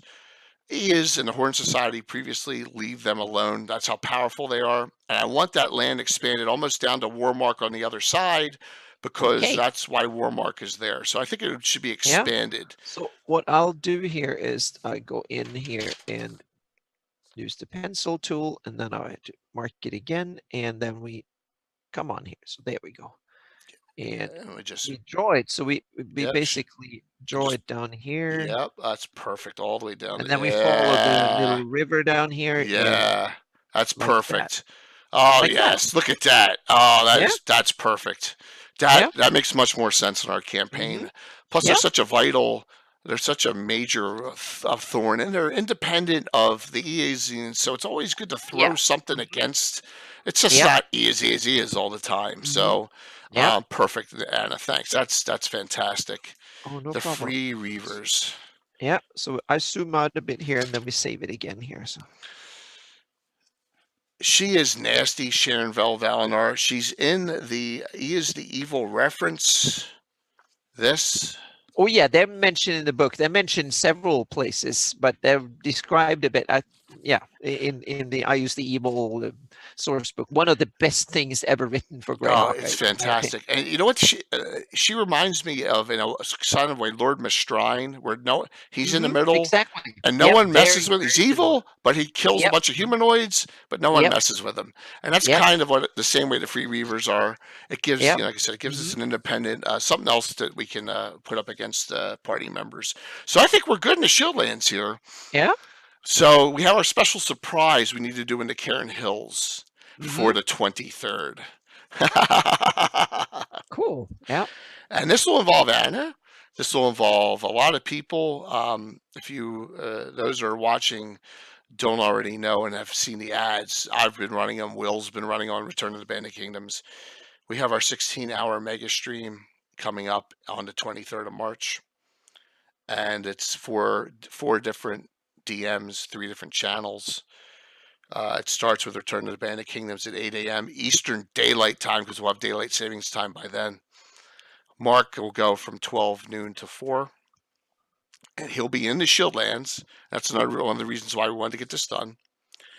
And then Bree from the Greyhawk channel will be running from 4 p.m. to 8 p.m. And then I will finish it up at 8 p.m. until we're done. It's all for charity. It's all for St. Jude Research Hospital. Any cheers, and you could, right now, the donate button's already set to it. So any donates we get now go to it already. I've already raised $200. Thank you, our sponsor, and thank you, Jacob Jansen, who gave a very generous donation. But in this special thing, Anna's going to be playing Mariel from Greyhawk City. Tim is coming back. They call me Tim, is coming back, and he's going to be playing his characters Fensik and Leuven. And a lot of my regular group are going to be playing members of the Iron Brigade. Mark's going to be playing Railstone Gradivis, so it's going to be against a massive fight. So we're going to go down to the Cairn Hills now, and we're going to play something there. I already have. I know the exact spot. Okay. So basically, at 8 o'clock, my adventure is going to start off with this group of characters visiting in Greyhawk, and Morning Canaan and Tensor themselves are going to be sending them on this. All right. So we're going to go Cairn north. Hills, yeah, keep on going north. Yeah. All right. See where Tensor's tower is? Yeah. We can blow that area up a little bit, and I'm going to show you the exact spot I think it's going to go. It's going to go between the C and the A where it says Cairn. There's a little depression.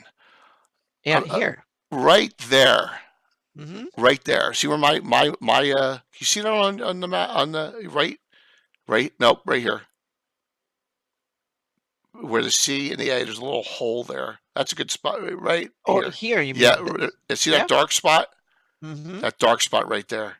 Okay. Right Yeah. there. Yep, that's it. Yeah. And we want to put So down what should we put there? ancient ruins.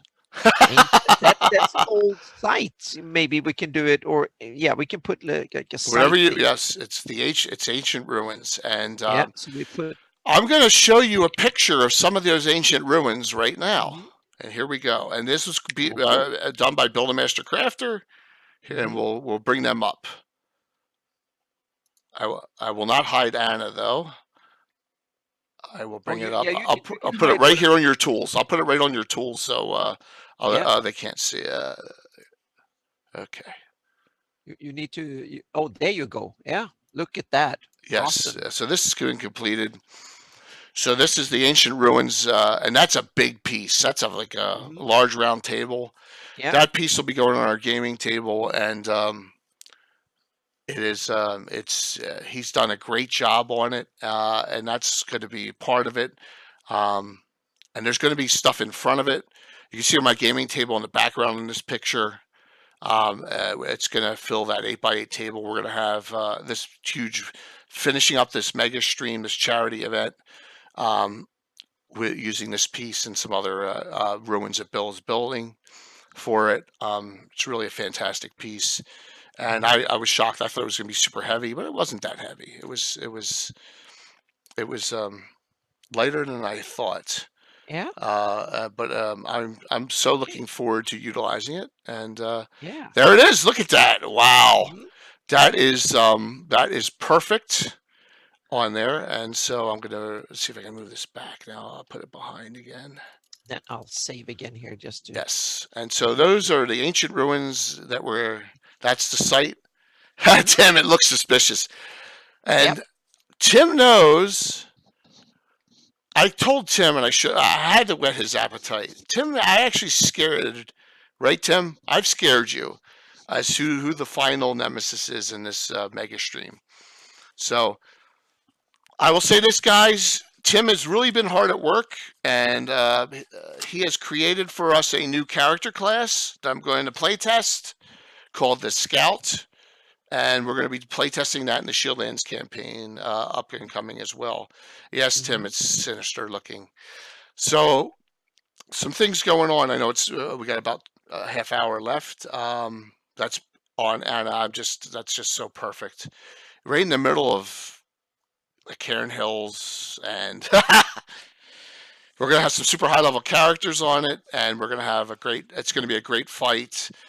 And I'm hoping to kill off a lot of characters so that people will donate to get, let them make saving throws. So I'm gonna be like, oh yeah, they failed their save. I need a cheer for 1,000, or I need a cheer for 250 or whatever to let them allow them to make the save. So there's gonna be a lot of death on just to raise money for charity. So I'm looking Yeah. forward to it. Mhm. So Anna, what do you think? Do you have anything going on in this area? Well, no, actually not that much yet. I'm back in the day we adventure here, but that is a long time ago, like 20, 30 years ago. The past 30 years, I have hardly had anything in this area. So it's kind of, yeah. So this area is kind of something that I've left again. I might come back for some campaign, and eventually I might do some more detailed mapping of the city of Greyhawk and its surroundings, and then it might be time for me to kind of use that in some future campaign. So, and it might be a quick visit, but I don't like quick visits. My campaigns are usually very localized because I want to kind of delve deep into one area rather than just do brief encounters here and there. I'm usually very local. It's like the upcoming campaign might be 100 square miles. That might be all of it. That it happens within a couple of 100 square miles. So can we go southeast of Greyhawk, and because there's one more I want to place, and this has been all right. So if we go to the I see 3 Mile Mill and Fork and Erie Bend and Higher Ire. In that area, there is are the manor houses on here? Remember all those manor houses that were placed? We had manor houses. You mean? Yeah, I see those. Okay, yeah, it's back up near the swamp area. Actually, I remember there was little squares all over. If we go to, all right, see where High Ire Yeah, meets the high High area. Trail. High, Mhm. yes, where it meets the High Trail. Yeah, Right there. If we could put another manor house for Lady Katrine Alo- Petrosky. along the Yes, high trail here. yes, right where the High Mhm. Trail and the High Ire River meet. Okay, perfect. Yeah, Then and we. it's called. Her name is Lady Katrine Petrovsky. She has been a major ally of the Iron Brigade. And Tim will remember Walt, Like Mark. here? Yes, perfect. Yeah, I guess you could put Katrine Petrovsky or Petrovsky Estate, Petrovsky Manor. Yeah, Petrovsky. Petrovsky Manor sounds good. Yeah. Mhm. And she's been a real ally of them. We never placed her holdings on the map, and now that we're here, we might as well. Yeah, that would be a good one. Yeah, Petrovsky Manor, perfect. And I think Let's see that'll if I spell this correct. Petrovsky, like that. Trovski, Petrovsky. Ah, Sorry. Petrovsky. Yeah, Yeah, no, no my problem. bad. There we go. Petrovsky, like that. Perfect. That's perfect. She's Yep. been a major ally of them, and I use her as not an adventuring NPC, but as an NPC that hires party Uh-huh. members out. Yeah. Mhm. So perfect. So I'm trying to think if I guess there's one more thing if you want, Yeah. and that is we need to find an opening in the Greyhawk map somewhere that there's nothing. How Okay. about right here, right where you are? South of Near Domain. It can be very small. The area of You mean influence is here? very small. The Uh-huh. Greyhawk, Knight of Ulick symbol. Oh yes, we have to have a symbol more. Okay. Yes, and Yep. that'll finish up our map editing, and this will be our black symbol because our area of influence in this, yes. And I love the chains that Brian put on there. That's so awesome. Yeah, it's so cool. So this, if anyone knows that the Order of Ulick has a building, it used to be the Knight of the Holy Shielding building at the very top of the city, northern part of the city. When the wars came and the Order of Holy Shielding went bankrupt, the Order of Ulick purchased it from them. And the running joke is that they purchased it from them, but then they gave half of the building back to the Order of the Holy Shielding so they could keep their presence in Greyhawk. So it's an Order of Ulick building, but Knights of the Holy Shielding are still there. So the other Bill, Mr. Happy, we used to call him, the one who's the No Just No emote. I'll put him up now. This is the guy who we're talking about. Real quick, I'll put this emote up. Yeah. By the way, subscribers, please use this. Please use this emote. That one. It's a freebie. All you have to. That emote is usable for all level 1s. His character there is a member of the Iron Brigade, but she's now cloistered, so she's the CO for the Order of Ulick in this area. And she really does not like the Shieldlanders much. So she has this painted line down the middle of the building, and the Shieldlanders are not allowed to cross it. Yes, she's a dual-class paladin specialty priest. She has a bit of an attitude for lawful good. She has a bit of an attitude, so that's just a little bit of a story there of what we have going on in there. So, Corellia Crakespone is her name.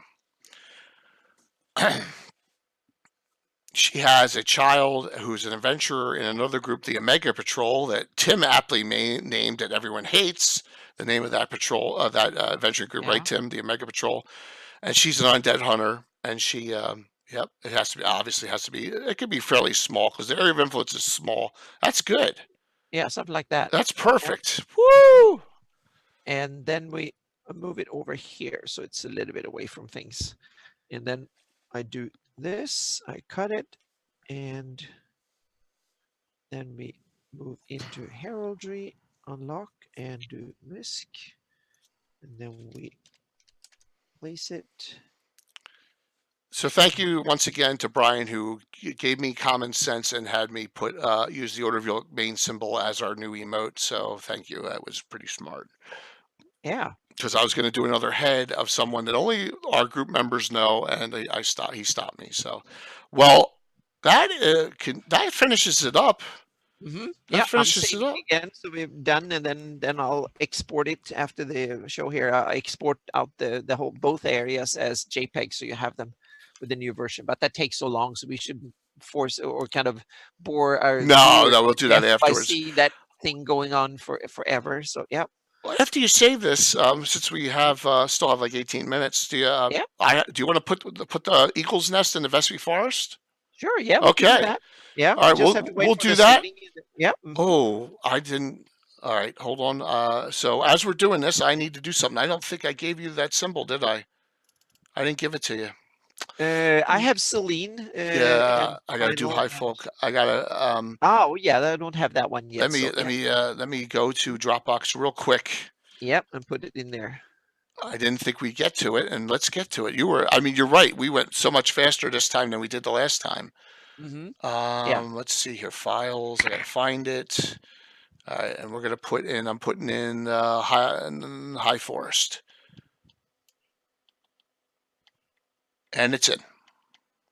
Okay, no, I'll get it. Yep, I have Awesome. it. Got it. Yep. Awesome. So we really don't have much up here besides that. That's the only location we have. So high forest, do you want it? Where do you? Which area? We're going to go right smack dab in the Vespi, where high folk area. yeah, where so Bill's character Alan or Moonchild has the Eagle's Nest is the name of it. He found it. It was overcovered with brush. It was completely, and they found it and they cleared it out, and they have this fortress in the middle of the Vespi Forest, and I think it's in the Beastman lands actually. So the Vespi is a huge place, guys. If you oh yeah, it's huge. It's up there in the Beastman Forest. Yes, yeah. So it's in the Beastman Forest. I'm going to say in the southern part.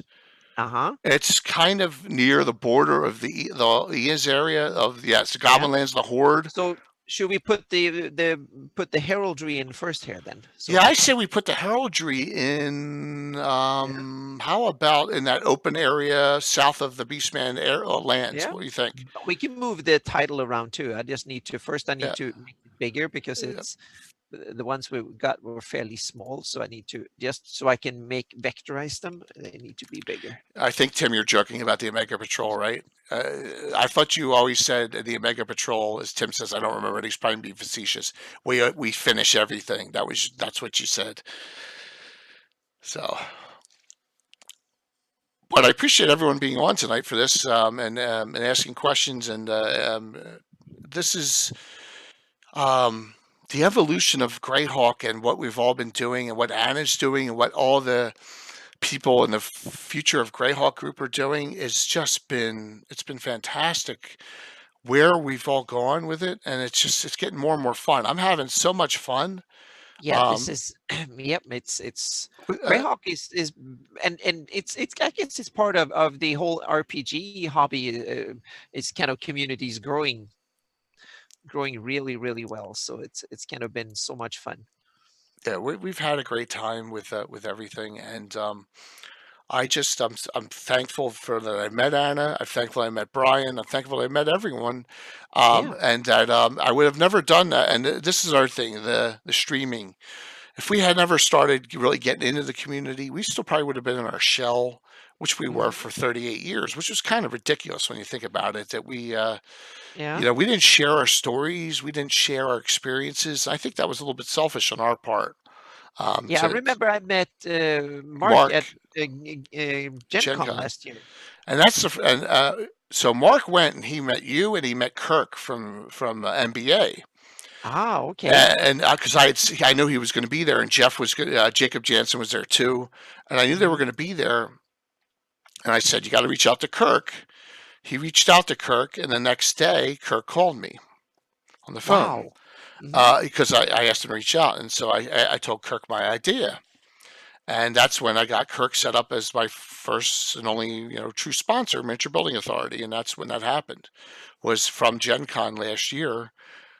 Kirk was, kind enough to become our sponsor. We use their stuff. You've seen them in the maps, guys. How much we use NBA, and they do a great. So that's another thing. So as Adam's putting this on, in 2 weeks, March 14th is our next Miniature Building Authority giveaway event, Thursday night. And I'm tying that in with, and we'll do some announcements here. I'm tying that in with Carlos Lysing's module, Mushroom Blue. We'll start that night too. And some people in the NAS have won some, Brian's won some, and that is $75 gift certificate to MBA for subscribers, and a $25 gift certificate to MBA for followers. For followers, all you have to do is be on, and we do a drawing for every single follower it's on. For subscribers, you don't have to be on. I have it's based on your length of subscription, and then winners get points removed. So any subscriber who's not a direct member of our venturing party is eligible. So look at that, beautiful. Yep. Just right in the middle, smack dab of basically what looks like nowhere. Yeah. And that's good because that's where the influence is. Yeah. And then Okay. perfect. Any locations to put in there, or is the shield One enough? location, Okay. and that is Yeah. going to go on that border of the Horde and the Beastman Forest, wherever you want to place it. Maybe that little bump out. Yeah, Yeah. exactly. We put it down here where the thick Yes, forest down and it's here. going to be called the Eagle's Nest. It's going to be one of those square fortresses. Yep. And that'll do it. And that'll call wow. And so that'll finish us up with all the locations. My gosh, we Yep. got everything done. Mhm. And all the heraldry's on. All the heraldry's on. That's great. One word, Eagle's Nest, or 2 words? 2 words. Yeah. 2 words. Yeah. Yep. Eagles. Yep. Mm-hmm. And it's such a we haven't done a lot of adventuring up there lately. It's a lot of high level characters. I'd love to get back there sometime in the near future. Yeah. Our guys like it. I mean, there's a lot. There's the Torch of Groomshes up there who actually fight the Easians. I'm assuming that they're part of the Horde now. I don't know if that's Living Greyhawk or whatever, but there's a lot going on up in there. There's a lot. That's for the part of the Living Greyhawk. Yeah, that's okay, and that works. Yep. And that's it. That's the only place up there that we have. Okay. Right in the middle of nowhere when you think about it, but it's placed, and we do a save here, and so Anna, what do you think? What are you looking forward to with your maps with this 2019 version? I'm very much looking forward to see how well I can make Lindor Isles now, because that's a whole new generation of maps. Right. With whole new possibilities. So that's one of the main things, simply from a cartography perspective, because it's new techniques, it's a whole new generation, meaning the Flanese map is based on 20-year-old technology, but this will be state of the art with whole new possibilities. So it's, from a technical standpoint, that's kind of the highlight, so to speak. But otherwise, there's a whole bunch of other cool things. One is the expansion of Hipmona Land, to do Hipmona Land in the same style as the Flanese. And technically, it's not that much of a forward momentous thing, but from an artistic standpoint, that's kind of cool. So that's the other main thing, so to speak. And then I have, of course, the 576 map, but that's more kind of sluggish illustrator work for 2 weeks to basically work 150 hours or something like that on Illustrator, just updating everything. So that's more tedious work, but it will be cool afterwards to have it. But one of the other thing is I will have a big update on my campaign map. And that's kind of fun, because that's a lot of like, what do I want to put on the map? Absolutely. It's not so much what others have written and others want on the map. It's my map and my version of Greyhawk. So that is going to be so much fun. And there will also be a reward, because I will put a lot of emphasis into Empire of Ius. And I already found a lot of material that I realized I read way too hastily 10 years ago when I did it last time. So now I have 10 years of knowledge and hindsight. And you'll be digging into this, and you'll dig into every little nook and cranny in this. And a whole bunch of other Living Greyhawk stuff that is IUS related. And I will put that on my campaign map. And while I'm doing it, I will also make notes on what should go on the public map. So that will come next year in the 2020 edition. That will be a whole bunch of upgrades to Empire of Ayus, no matter what, because there's a bunch of it that needs to go on the public map. But those are the main kind of highlights, and there are small cool things like mile markers along the roads are coming, and That's a whole bunch cool. of stuff like that too. So yep. And that's that is like what the Romans were so big on back in the Yeah. day was Yep. that. And Yep. So you could tell if you walk along the how many miles is the walk from this city to that city, and you could see that on the map. There will be markers every 10 miles, and there will be another mark every 50, a oh, bigger that's mark so every cool. 50 miles along all the roads and trails on the whole map. So that's one of the small technicalities that I think I'm very proud of, to be able to do that. So it took a while to figure it out, and I got some good ideas from others, and then I kind of I can do that. That might be able to do that in Illustrator too. So that's coming. Yep. There's a lot of wonderful things out in the horizon, and a lot of people like. All right, I'm gonna bring up this salt marsh topic. This this hardback book that they're the 5 years Wizards is bringing out. And I know Yep. there's a lot of conjectures in Greyhawk, or isn't it? It doesn't matter. That's the way I look at it, because if it is great, if it isn't, it's not the end of the world, because we have the original U series. You have a lot of those modules in there are all dungeon modules. You can place them back exactly where they were Yeah. in Greyhawk. It doesn't, guys. It doesn't. So I'm not. A lot of people get really upset that Greyhawk's getting ignored. It's not getting ignored No, because it doesn't really. And yeah, to be really, now I'm kind of selfish here, but I don't mind it being ignored, even that, because that means that I can sit and do my stuff and run my campaign without risking that the coast will uproot it and change the whole thing. And like they did with the spell plague for Forgotten Realms, for instance, there was a lot of yeah. stuff like that. So if they don't put up anything or publish anything official for Greyhawk, that means that we can kind of publish or like hand out and give away a lot of whatever unofficial content. So there's pros and cons. It's wonderful to see new Greyhawk content, but from a personal kind of selfish standpoint, it's also its drawbacks with it too, and it's kind of so I both love to see more published official material, but I'm also kind of what if they don't do it the way I want them to? Exactly. Yeah, And that was. so I think a lot of Greyhawkers have it that way. It's a dual-edged sword, so to speak. Yeah, and Carlos and I discussed that a lot last week about that very issue. And I just say, just relax. Don't worry about it. That's what that Salt Marsh book. It doesn't matter. Yeah, and when I heard Mike Merle's talk on Dragon Talk a couple of weeks ago on about his view of Greyhawk, that kind of reassured me that it's he would not screw things up too much. So it's he is he loves the setting, and he respects the and he will not upset it at all. So that was too much, at least. So there, hopefully there are no spell plagues coming for Greyhawk's way. So and everything he said kind of sounded awesome. So that was So and he will have a seminar at GaryCon when he would talk. This title of the seminar is The Many Worlds of D&D. Oh, cool. And that's really cool. And I managed to snatch the last ticket. Oh, beautiful. Yep. So I will be on that seminar and listen to him and hear what day is that? I think it's on Saturday, the day after our when we had our seminar. Ours on Friday, and his is on Saturday. So once again, Anna is part of a group of the Future of Greyhawk group that is going to. This is for those who didn't tune in right at the beginning. Here it is. Here's the Earth Journal for this. The cover. There's a lot. Anna has her own handouts. Greyhawk Mike has his handouts. Brian Blumklotz has his handouts. Yep.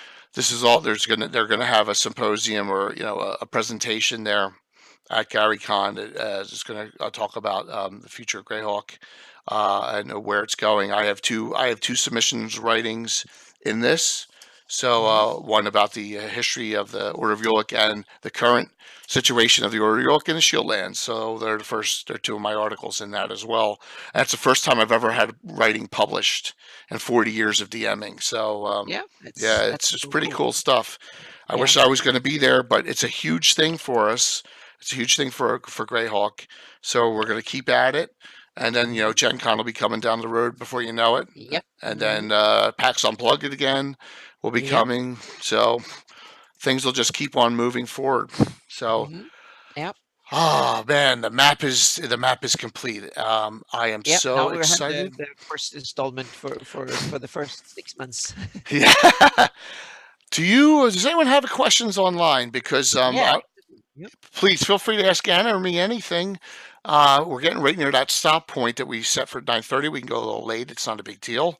But if it's okay with Anna, if we a couple minutes beyond that. Yeah, no problem. And before I do some campaign announcements, got a couple more here. But it looks like no one does. So I'll put it in type here. Any other questions?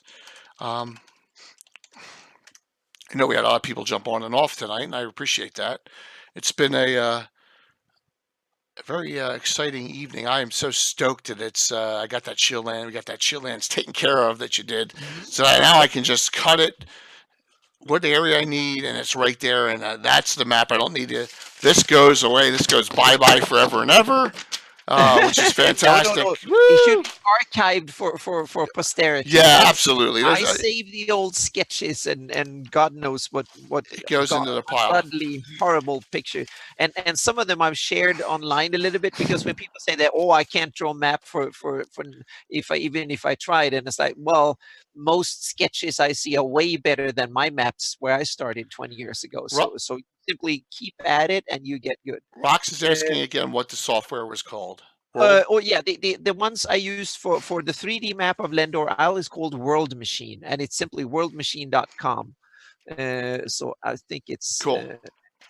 I'm going to check I'm going to post the link to that. There's a free version of this, and I'm also going to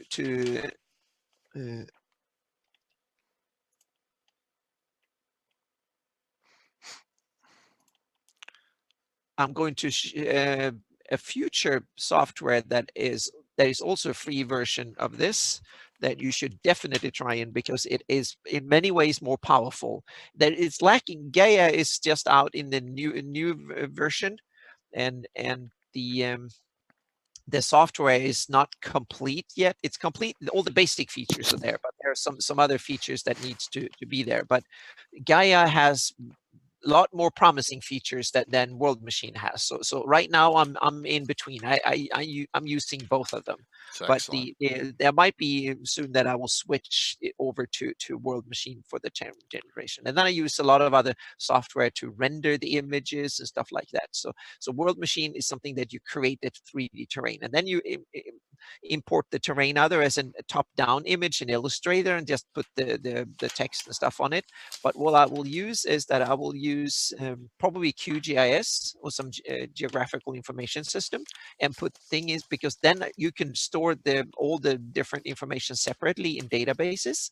So you can create online maps. You can simply distribute the data sets that people can just download, and they can edit the data sets, put in their own stuff, hide, delete the things they don't want. And QGIS is an open source software, so it doesn't cost anything. It's a little bit tricky to learn, but it's not impossible. And I'll also look into other things, like there's a bunch of other software coming out, and there's also like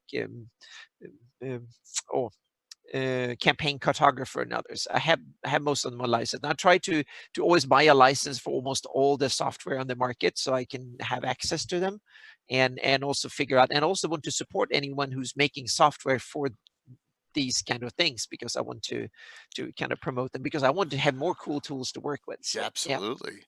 So Nixel asks, are there terrains you avoid, like futuristic space dungeons? Right now, my specialty have been large continental maps for fantasy. That's been my thing. But I've made some fortes into planetary maps, and I'm experimenting on a map that might be something cool for a future project. That is actually a tidal locked planet. So it's a planet that has a hot side that is basically lava and volcanoes and stuff, and a frozen side, and then you have a kind of a rim in between that is habitable. And it was something that was just an idea that could be cool both for sci-fi, and it could also be cool for fantasy, because in a fantasy world you can have the demon kind of undead, or kind of you have the super hot place on one side, and then you have the cool kind of horrible place on the other side, and the whole habitable world is a zone in between, so to speak. It was more kind of a cartography uh, project to do it from a technical standpoint, but I realized it was be kind of cool because you can just have a long map like that, and it's kind of cool at the bottom, or hot at the bottom and cool at the top, and then you have the whole world stretched out like this from one end to the other.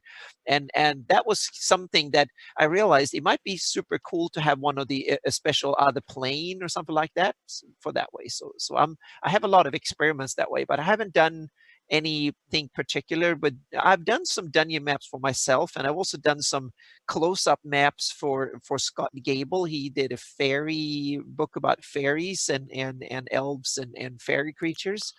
So I did some adventure maps and some locations for that map that they were I'm really proud of how they turned out. But they kind of, I can see if I can show a few here. Yeah, please do. Yep. And down the road, we'll talk about it after GaryCon, and it may take a while, and it may be, within with other projects are going on. Anna is going to assist us on trying to get the Free City Yeah. of Altamira build, Yeah. which is going to take a lot of time, and Yeah. Yep. we make Here's sure. one of the maps that I did for his project, and Oh, cool.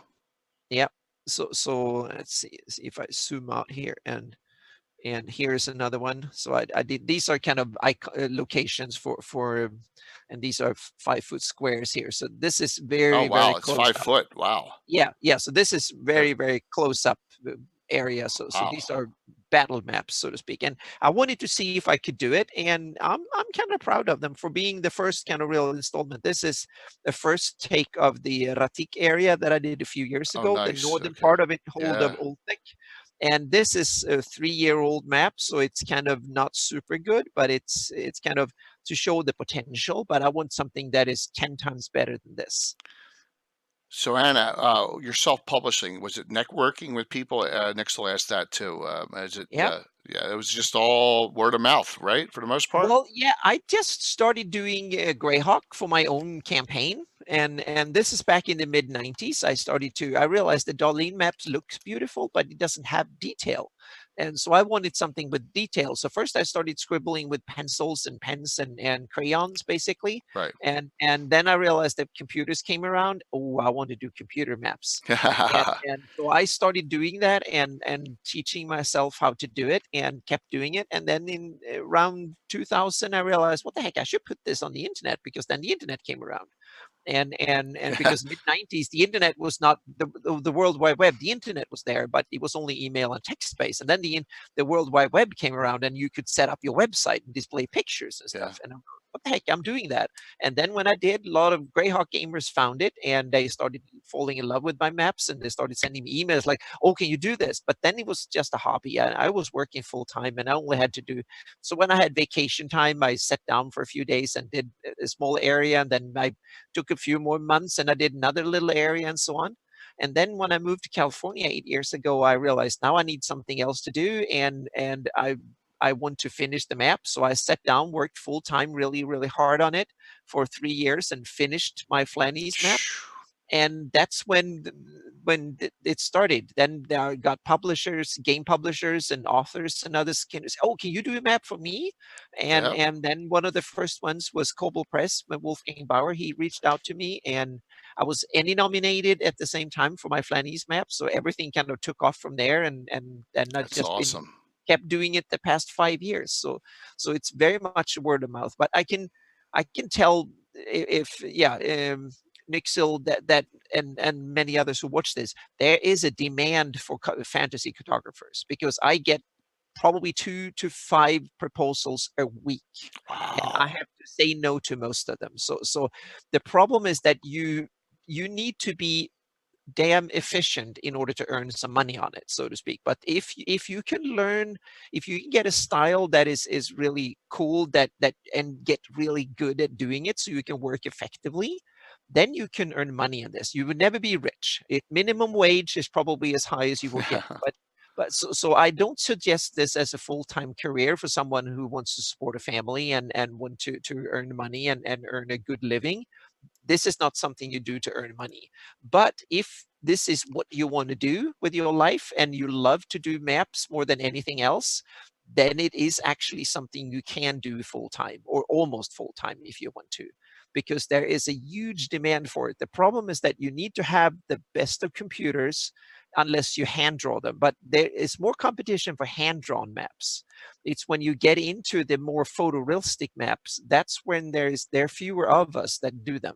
There's probably 3 or 4 times more. There's probably about a dozen or so people that do large campaign maps around the world professionally in one capacity or the other. And I bet that there is a market for 50 of us. And so there's probably 3 times more market than demand. But the problem is that a lot of publishers, they don't want to pay much per hour. Right. So you need to be very effective in doing it. You can't sit and doodle around for hours and hours and hours. You need to find a workflow that is effective. So it's still a job. But the beauty with Patreon and stuff is that I can spend half my time simply doing my hobby and get paid for it. And then the other half, I'm working for other publishers, meaning then they tell me what to do and how to do it. And I get an input, of course, but it's down to them to tell me what should be there and stuff. So there's a bunch of them. Learn to be really good at technology, so you know what you're doing. Learn the tools, find a vision, present that vision. That's one of the key. The other one, really important thing, is learn to take criticism, because you will get criticized, rightly so, because I do this now for a living, and I get criticized every time. When I send a sketch to someone, they will simply come back with a list of 100 things that are wrong. You need to fix Wow. this. Yeah, so learn to take criticism, and even by your fans. So when I do Greyhawk maps, I have a Facebook group with 1,800 people. They are the most knowledgeable people of Greyhawk on the planet. They're everyone in there, from Eric Mona to a lot of people. They know Greyhawk way better than I do. So if I put something out there, they instantly tell me all the things that are wrong, and I need to fix it. And use that to your advantage. Don't get angry when people tell you you need to fix things. Right. See that as a bonus. Those are the kind of do have a vision, work really hard creating it, listen to what people say about your maps, and think about, is that a good thing, and be open-minded to criticism. Then you can certainly earn money in this field. Definitely, it's wide open for people to come in and grab a piece of the pie, because the pie is growing. Yeah. There is demand, and I have demand. So anyone out there who watches this can and know how to do this, please be in touch, because I have a need for people who can help me do things. Yeah. But it requires that you have one hell of a computer, that you have the tools, already paying for them, professional versions of things, Right. and that you have some time to do it, and that you can deliver on time. So if you say you say that you're going to have this done in 2 months, that means that it needs to be done roughly in 2 months. Yeah. And you can consider it fun, but it's still work. I mean, it's Oh yeah, something it's you still have work. to It be still serious about. yeah, you still have to work your 50, 60, or 40 hours a week. But the cool thing is you can work any 40 hours you want to, but you can't simply say that, no, I'm not, I'm doing that later, so to speak. You just have to set a budget. I need to do this today, and I need to do this week, and I need to do this month.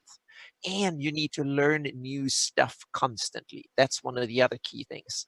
There are new versions, new tools, and things change constantly. So you have to know how to install stuff, because you don't have much of a budget to pay consultants to set things up. So you need to know how to understand, to install things, to fix things, and you need to know about fonts, PDFs, graphic standards. There is a whole bunch of things you need to learn, and you need to be able to send things to print.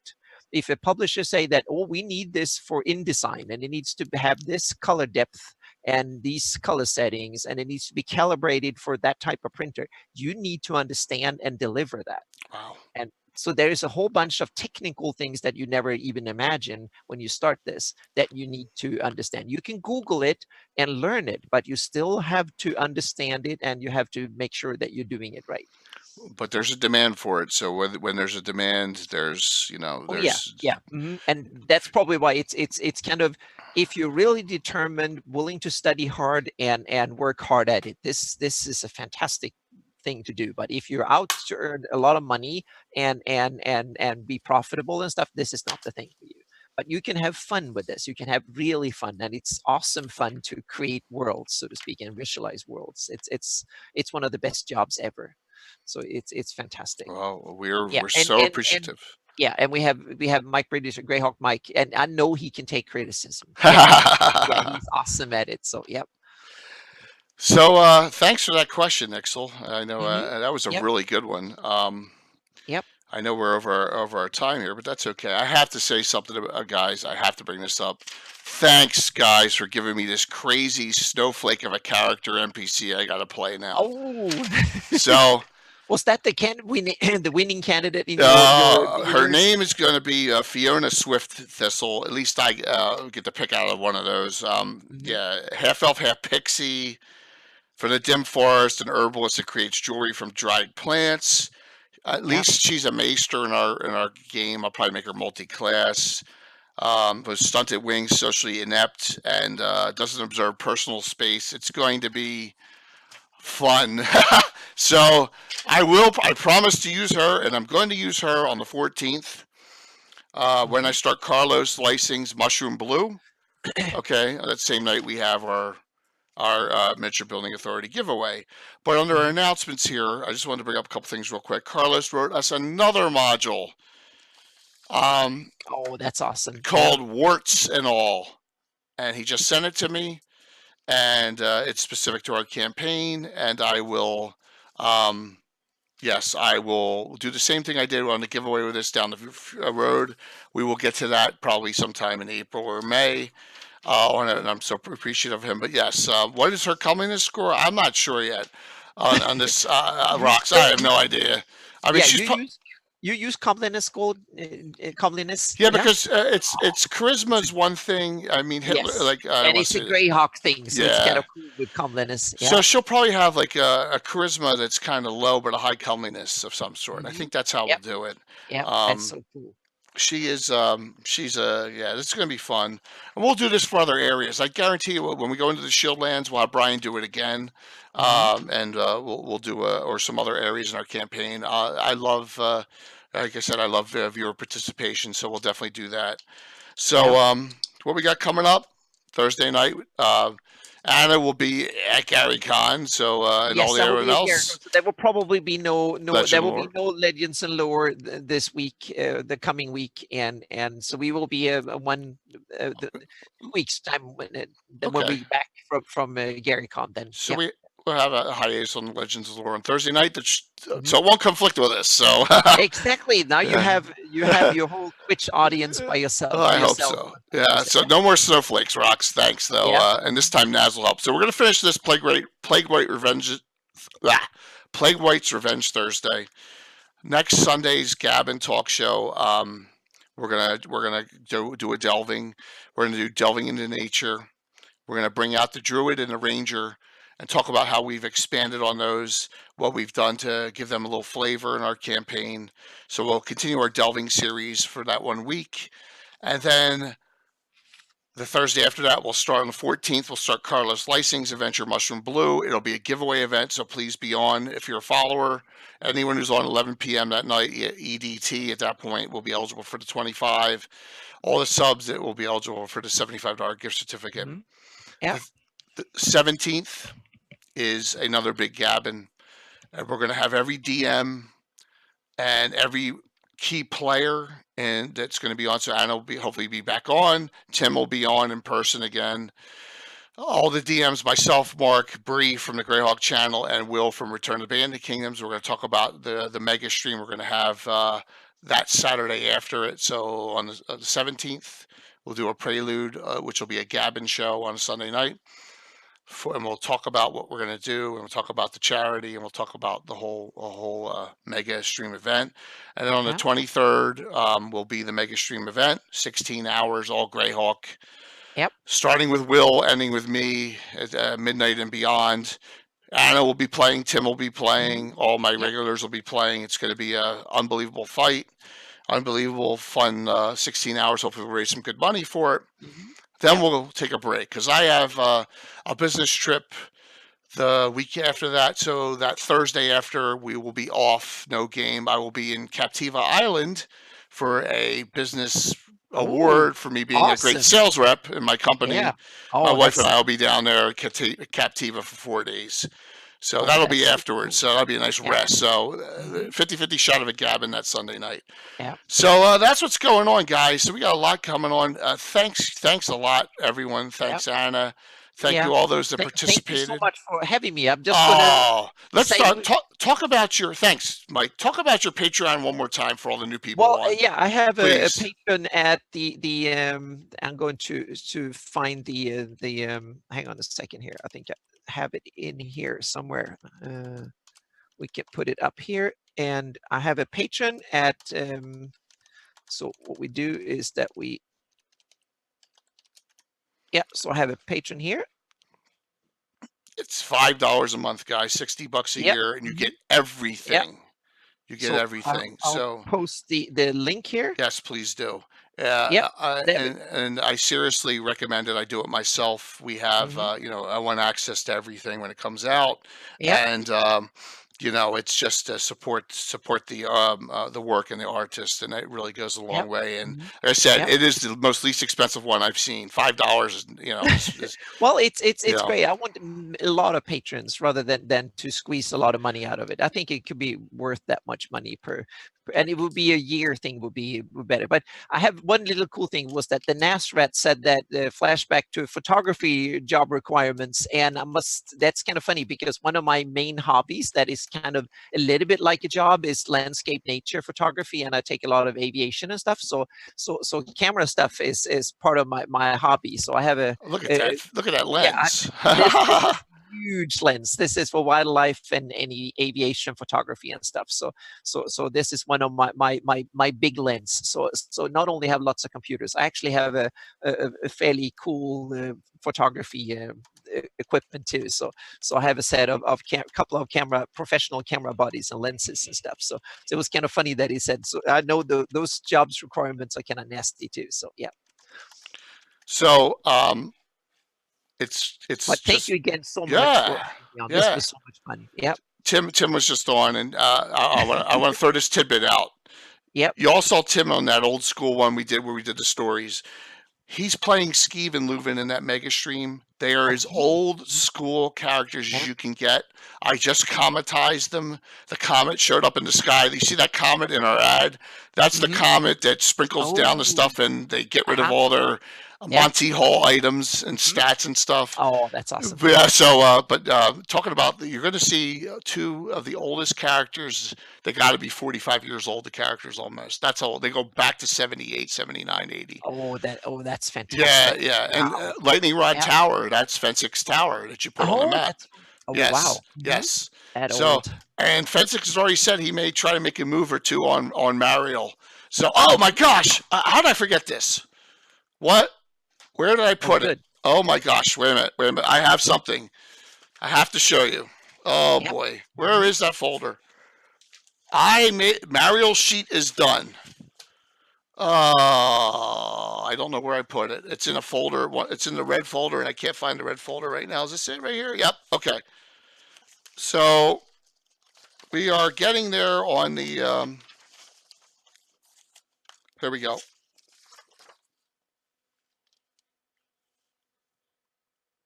Oh, cool. She's done. 13th level mage. Spell list's done. Yeah. Stats Oh, are done. awesome. Mario is Yeah. done. I will scan this and send it to you, Anna. Yeah. So Or you Mario can is make a done. PDF from it or something. So, Yeah, I will. I'll scan both sides and PDF it, Mhm. and Yep. I'll put it in the Perfect. Dropbox. So you have Yep. Mario. She is Awesome. done and ready in old Mhm. 1E2E style.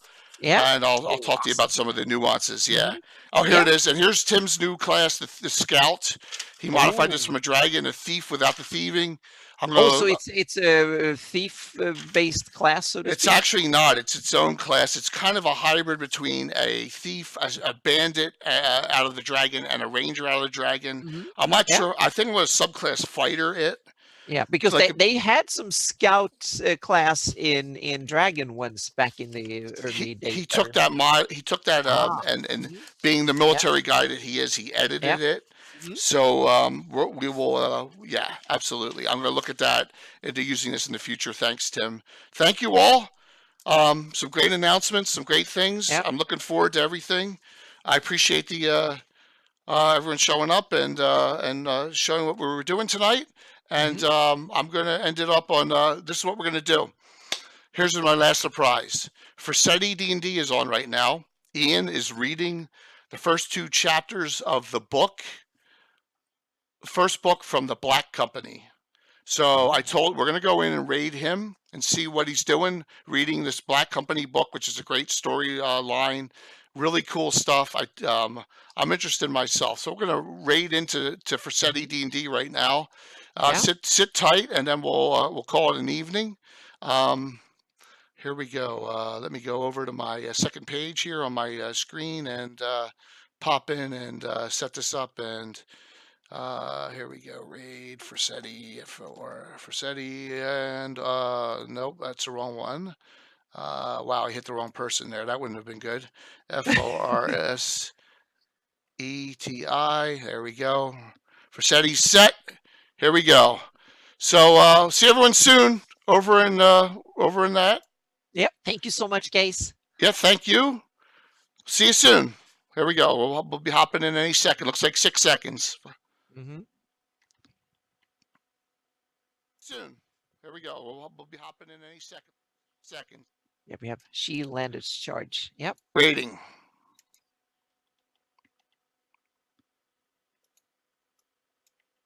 Blue leadership. When word of the raid spread, the volatile types decided to flex their muscles. Oh yeah, he's reading. They sparked something monstrous. The perpetually abrasive weather does things to men's reason. The barrel mob is savage. Riots occur almost without provocation. When things go bad, the dead number in the thousands. This was one of the worst times. The army is half the problem. A parade of weak, short-term syndics let discipline lapse. I'm not The sure if troops are Ian beyond can control hear us. now. No, Generally, he's they so will